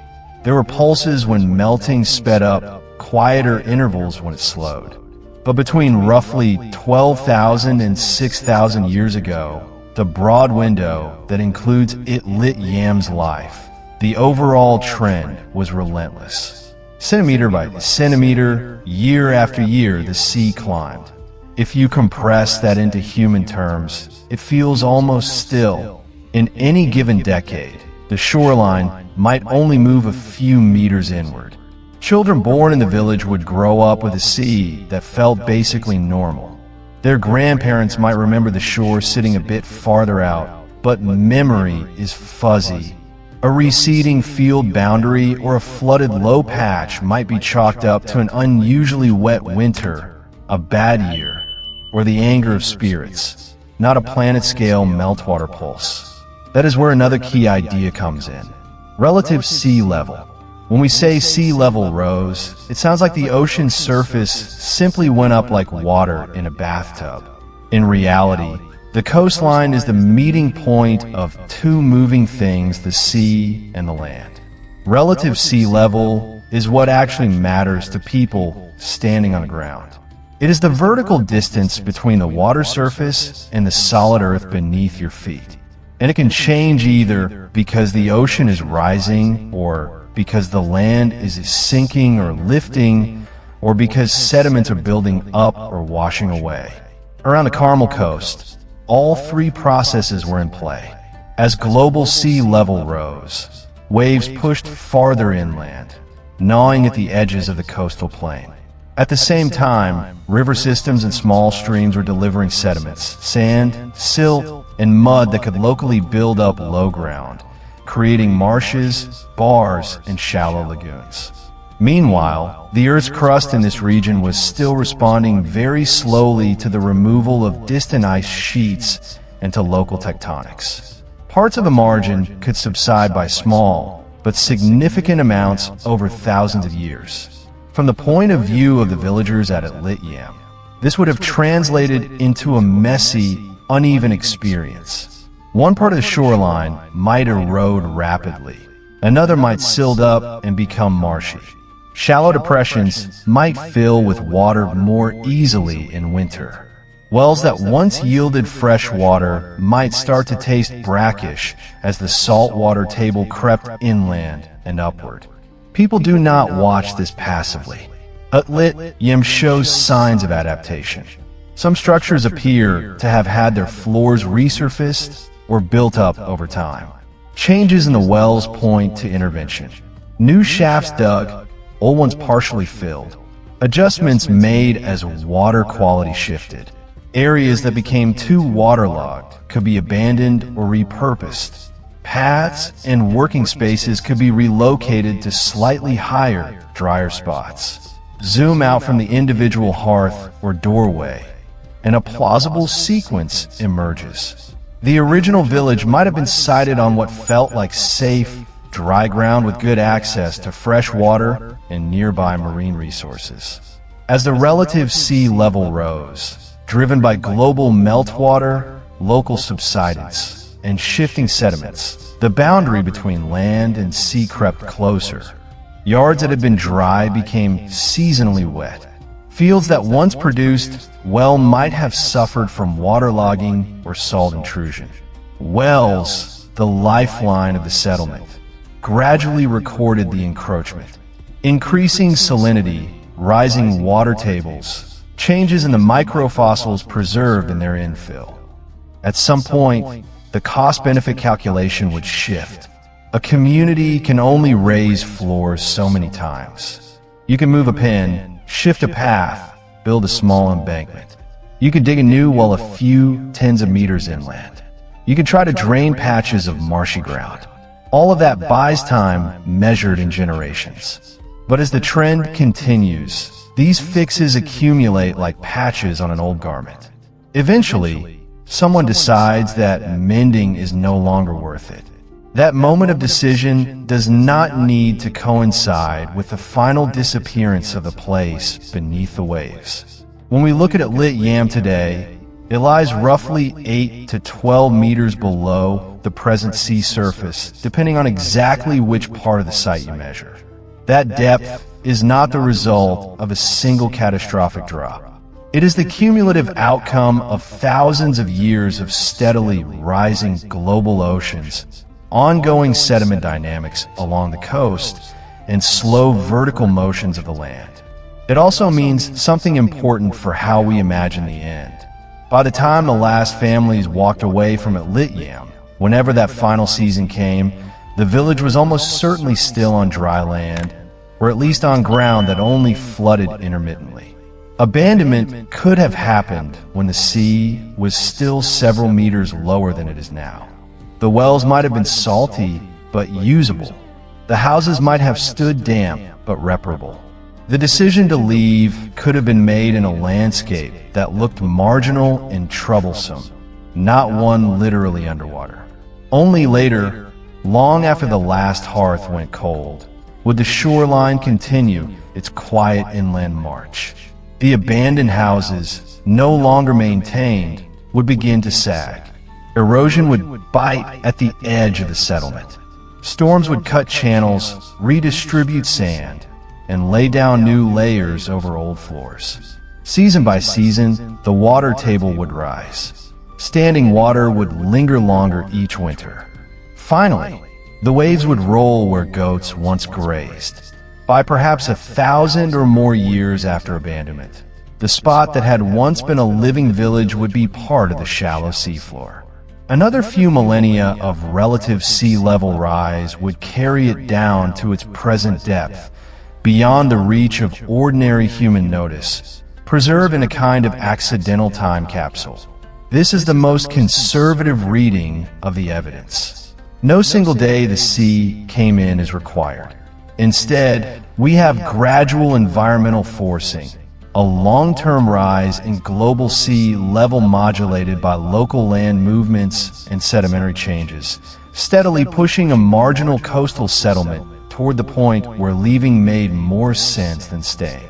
Any storms or waves that struck along the way could have accelerated the process, but they were working on a coastline already fated to drown inch by inch. In that sense, Atlit Yam did not sink in a moment. It was outlived by the sea. For all the detail Atlit Yam gives us, there is an equally important category of things it stubbornly withholds. Start with what sounds simple, but isn't. How many people lived here? We can count house foundations, plot the space of courtyards and work areas, estimate how many bodies could plausibly fit around hearth. We can compare to better preserved Neolithic sites on dry land. That gives us ballpark figures, perhaps a few dozen people at any given time, maybe a small network of families. But it is only a range, not a head count. We don't know how densely those houses were packed at peak occupation, how many structures have been erased by later erosion, or how many short-lived shelters left no trace at all. A village can feel crowded or half empty with the same number of buildings, depending on how people actually use them. The archaeology does not fix that picture for us. The same problem appears when we try to pin down how long the site was occupied. Radiocarbon dates from bones, seeds, and timbers cluster between roughly 9,000 and 8,300 years ago. That is the general window. But does that represent a continuous 700-year run, generation after generation, or several shorter occupations with gaps in between? Were there pauses after storm damage, or periods when only a fraction of the community stayed on while others moved inland? Our samples are too sparse, and the dating uncertainties too wide to draw a fine-grained timeline. We know Atlit Yam was alive during that slice of the early Holocene. We do not know whether its story was one long, unbroken narrative or a set of repeated returns to a familiar shore. Even a moment of abandonment refuses to resolve into a precise date. We can say the latest radiocarbon ages suggest activity near the younger end of that 9 to 8,300 year range. We can model how quickly the sea must have risen to cover the site by the time it reached its present depth. By combining those curves, researchers can outline a plausible few hundred-year window when the last fires were likely lit. But the exact year, or even the exact human generation that finally chose to walk away, is beyond our reach. The archaeological record rarely offers that kind of temporal resolution, and underwater sites almost never do. Part of the reason lies in what water preserves and what it erases. Stone survives beautifully. The standing well linings, the stone circle, the bases of walls, the grinding stones and flint tools. All of these endure. They move a little. They tilt. They get half buried, but they're still there to be mapped, measured, and dated. Organic materials are another story. Wood, reeds, basketry, textiles, leather, roof coverings, wooden fences, fish traps, children's toys. Almost everything made from plant fibers or animal skins is either gone or preserved in fragmentary form at best. Even bones can be selectively dissolved or scattered by currents and burrowing organisms. This creates a skewed picture. We are seeing the stone skeleton of a village whose softer tissues have mostly vanished. A place that may once have been noisy with woven mats, wooden racks, drying nets, and hanging skins now looks like an arrangement of bare foundations and heavy tools. Any reconstruction has to fill in a lot of blanks. Then there is the basic limit of how much of Atlit Yam we have actually touched. Only a portion of the site has been systematically excavated. Divers work in small grids, carefully clearing sand and sediment from constrained areas. Each season exposes a little more, but large stretches of the buried settlement remain under the seabed, invisible. The mapped outline suggests the site extends beyond the areas we have seen in detail. Sonar hints at further stone features still covered. That means our view is by definition partial. The houses we know may not be the whole residential area. The burials we found may not represent all family lines.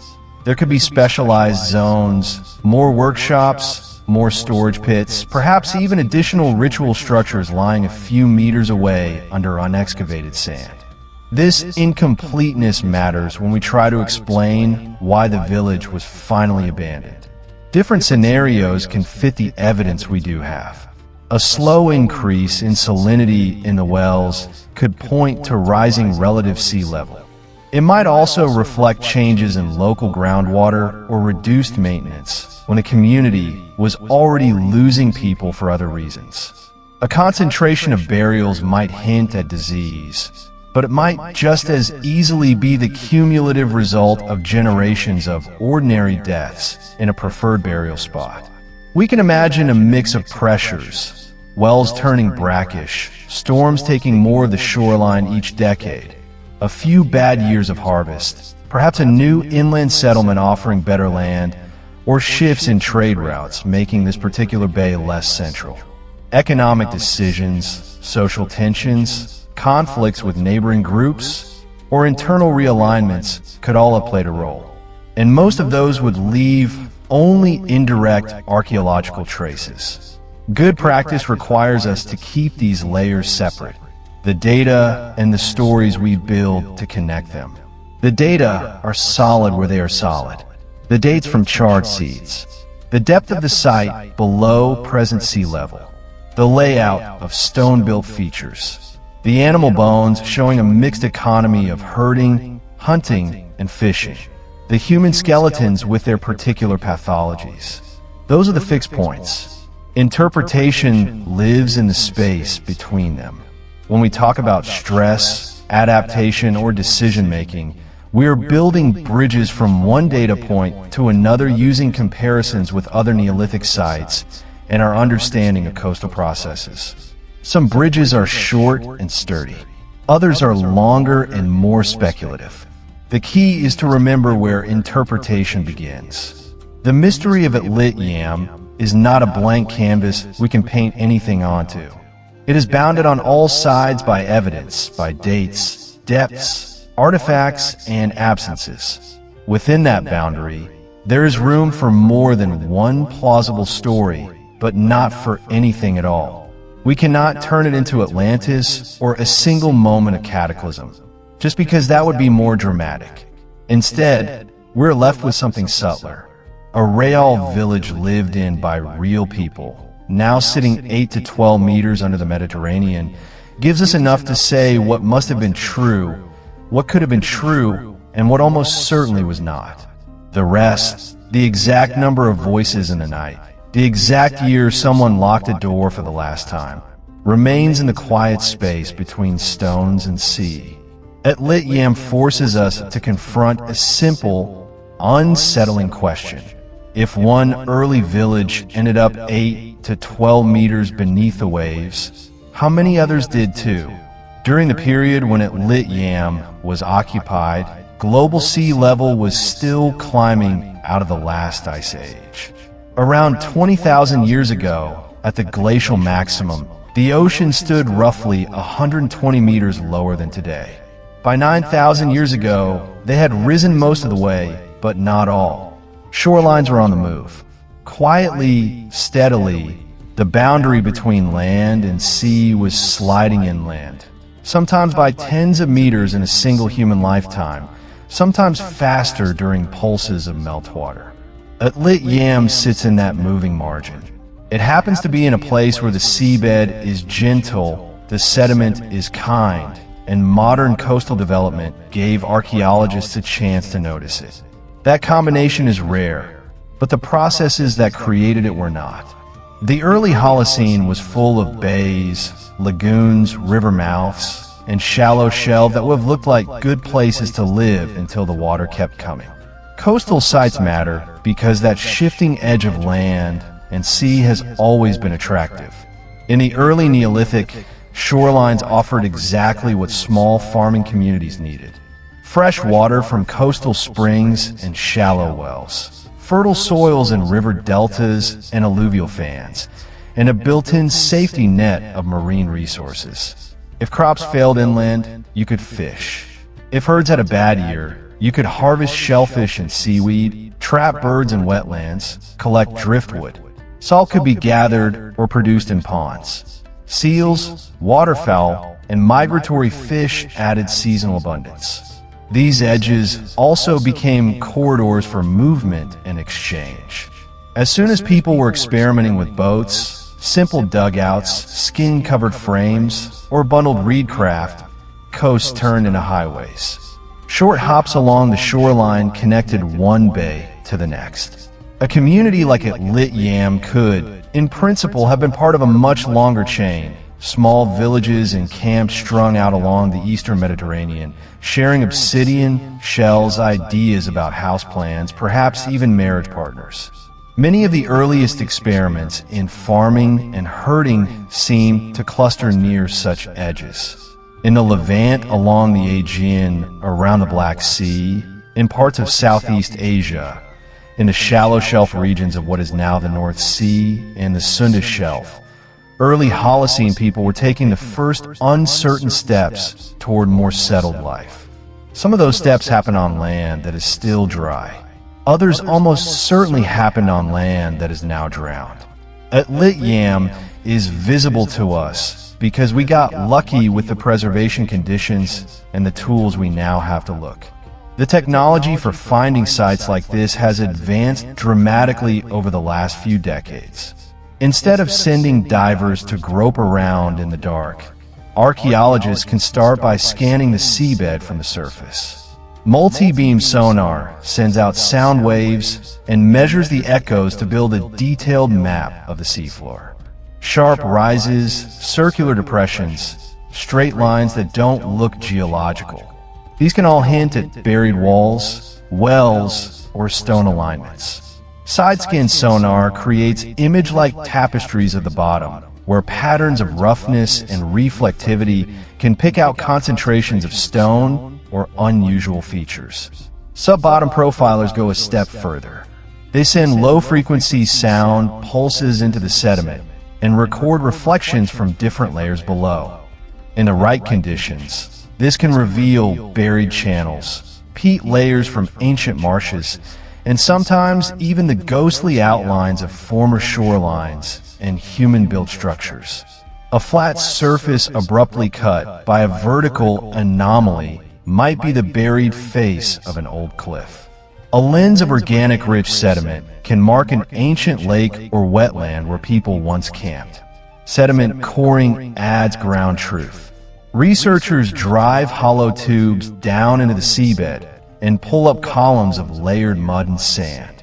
By analyzing pollen, microfossils, grain size, and bits of charcoal or bone, they can reconstruct past environments, when an area was dry land, when it turned to marsh, when the sea finally swept in. Radiocarbon dating of those layers pins the story to actual calendar years. Once an area looks promising, remotely operated vehicles, or ROVs, can be sent down to take a closer look. These tethered robots carry cameras, lights, sometimes small sampling tools. They can hover a meter above the bottom, trace the line of a stone wall, zoom in on a worked flint lying half-buried in silt, or place markers for divers to investigate later. In deeper water, where divers cannot safely work, ROVs may be the only eyes we ever get on sites like this. And yet, even with all this equipment, the search is slow. Continental shelves are vast. Funding and ship time are limited. Most of the world's submerged prehistory has never been systematically surveyed. Before we go further, a brief pause. If you enjoy drifting through this kind of deep-time mystery at a gentler pace, there's a book that expands on stories like this one. You can find it at sleepytimehistory.com, and there is a discount running this week. It is written with the same calm, evidence-based approach we're using here, just in a form you can fall asleep to. Back under the water, there are also less technical, more human constraints. Underwater excavation is time-consuming and exhausting. Divers have limited bottom time each day. They work in low visibility, often in cold water and currents. Every artifact must be documented in place, photographed, measured, and then carefully lifted, often still encased in sediment. Conservation begins immediately once items reach the surface because exposure to air can trigger rapid deterioration. Then there are ethical and practical pressures that have nothing to do with archaeology. Coastal construction projects, offshore pipelines, wind farms, and sand extraction can damage submerged sites before anyone knows they exist. In some regions, unauthorized divers and looters strip artifacts from wrecks and ancient settlements, removing them from their context and selling them on the private market. Laws try to keep up, but enforcement varies widely. Even where protections exist, there are decisions to be made. Do you fully excavate a site now with the techniques available today, or leave large portions buried for future researchers with better tools? How do you balance the scientific value of disturbing a well-preserved underwater landscape against the knowledge that sediment, for now, is also its best protection? Because of all this, Atlit Yam stands out as a rare, detailed snapshot. It is not unique in principle. Other submerged Neolithic sites have been found off Israel, off the coasts of Italy, Croatia, Denmark, and elsewhere. But few offer the same combination of preserved architecture, wells, burials, and clear environmental context at such a manageable depth.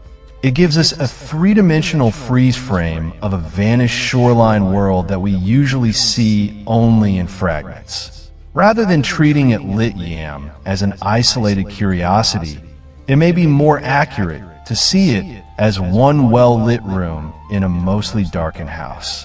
We know from sea level curves and ancient shorelines traced on sonar maps that entire belts of early coastal settlement must now lie offshore. Some will be simple camps, ephemeral traces nearly impossible to detect. Some will be more like Atlit Yam, small but complex communities with houses, wells, animal pens, maybe shrines, now resting under meters of water and sand. How many? We do not know.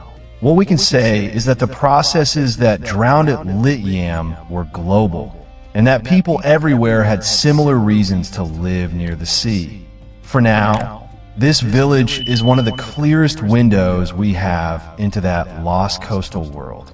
Through its stones and bones and waterlogged wells, we glimpse a pattern that probably repeated hundreds, perhaps thousands of times around ancient shorelines.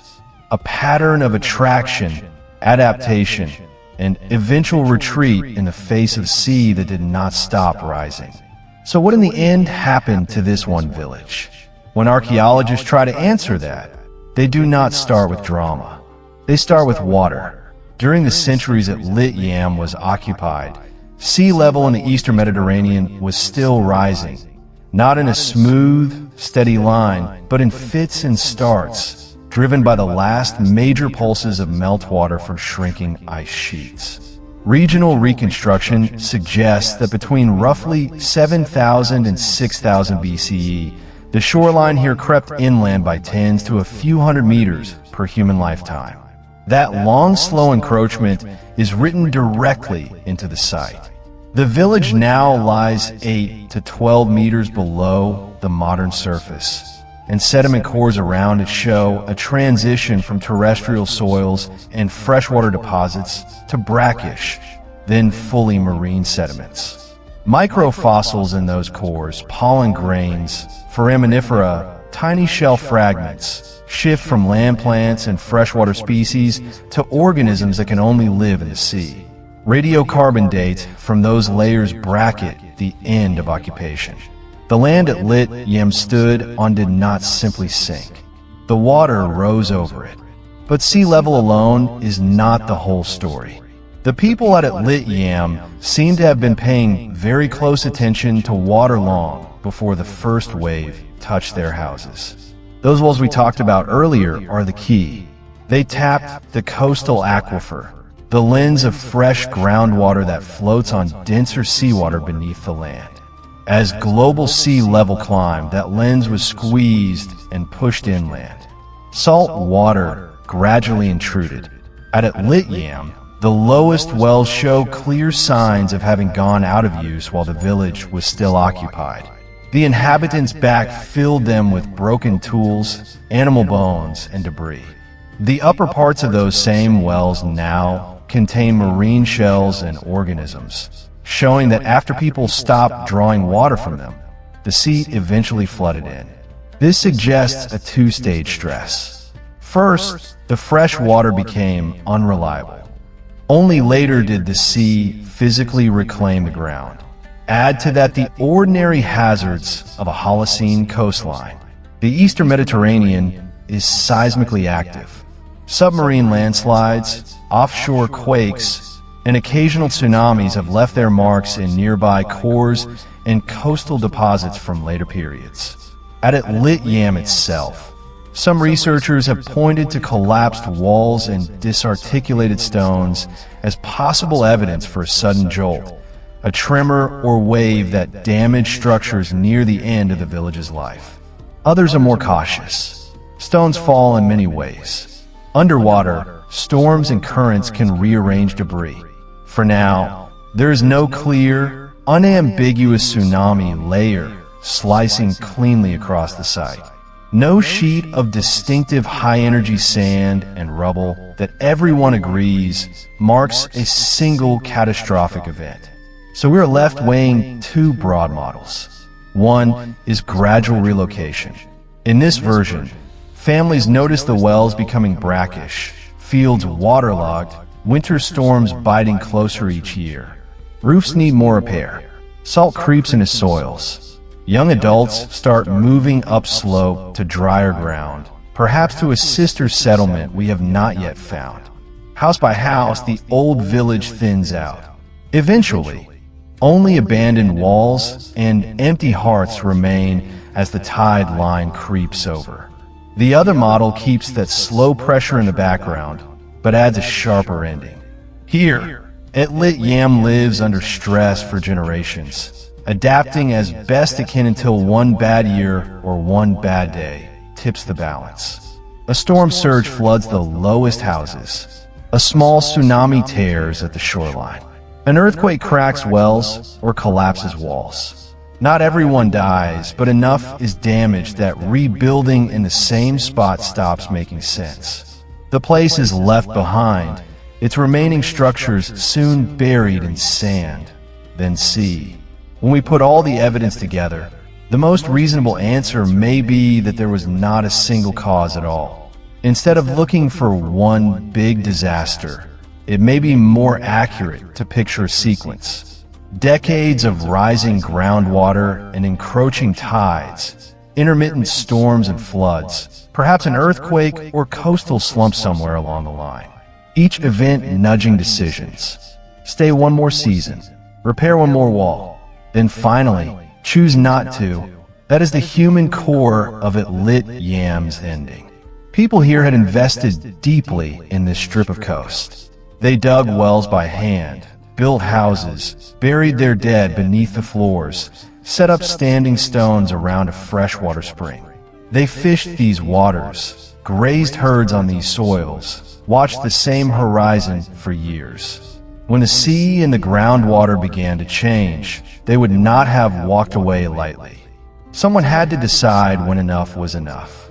Did families argue about whether to leave? Did some hold on longer than others, patching roofs above walls already lapped by salt spray? Did they visit the graves one last time before moving inland? We do not know. What we see is the result. A village quietly abandoned, then sealed by the very water that had once drawn people there. And there are still sharp questions hanging in the tide line.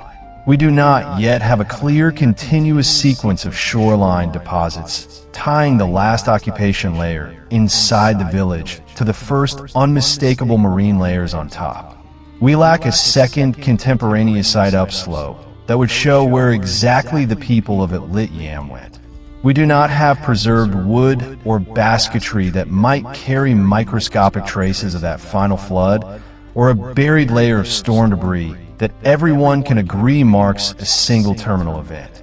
Until those pieces appear, if they ever do, Atlit Yam remains a story told in outlines. But even in that uncertainty, there is something quietly powerful. The sea, by drowning the village, kept a record that dry land usually erases. It preserved wells, burials, animal bones, and the subtle traces of a community under pressure. Through that preservation, we see not only how people lived in one small place 9,000 years ago, but how they weighed adaptation against detachment, and how in the end they chose to move when the water would not. From here, as the waves roll over the ruins, the story begins to widen again, away from this single village and out into the open sea of everything the water has hidden, and in its own way kept safe. If you could stand on the seabed at Atlit Yam today and listen, there would be almost nothing to hear. Just the distant murmur of waves, the quiet scrape of sand moving grain by grain, the slow ticking of time. But in that silence, the village is still saying something.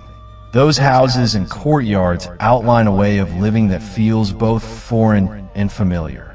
People woke to tend fires, ground grain, mended nets, checked on animals. They walked the same paths between doorways, stepped over the same thresholds where we now see nothing but tumbled stone. The pattern of rooms and open spaces shows a community organized around shared work and shared watching. A cluster of lives oriented toward the shore. The wells capture a different layer of their story, cut down into the earth, lined with stones set by hand. They are frozen negotiations with the water table. Early on, they delivered clear, reliable fresh water. Later, they faltered, went brackish, and were slowly given up, turned into refused pits, then finally overtaken by the sea. Each fill layer inside them records choices. What got thrown away, what was no longer worth repairing, when people accepted that a particular source had failed. Beneath the floors, the burials add a quieter voice. Still, bodies placed carefully under living spaces suggest ties that did not end at death. The dead remained literally underfoot, part of the architecture of memory. When the last families left, some of those graves stayed sealed and undisturbed until divers opened them again thousands of years later. There is no sign of panic, no evidence that people dug frantically to rescue their ancestors. The leaving, as far as we can tell, was measured. And then there is that circle of stones around a vanished spring. The ritual feature, if that is what it was, whether it framed offerings, gatherings, or simply marked a precious source of water, it anchors the site in meaning as well as utility. It hints that people here did not see their landscape as just a set of resources, but as something they entered into relationship with. When the spring changed and the sea advanced, that relationship had to be renegotiated or let go. Put together, the daily routines, the wells, the underfloor burials, the standing stones, and the slow layered submergence tell a single quiet truth. Shorelines are not lines at all. They're zones that move, testing how long human plans can hold their shape against rising water.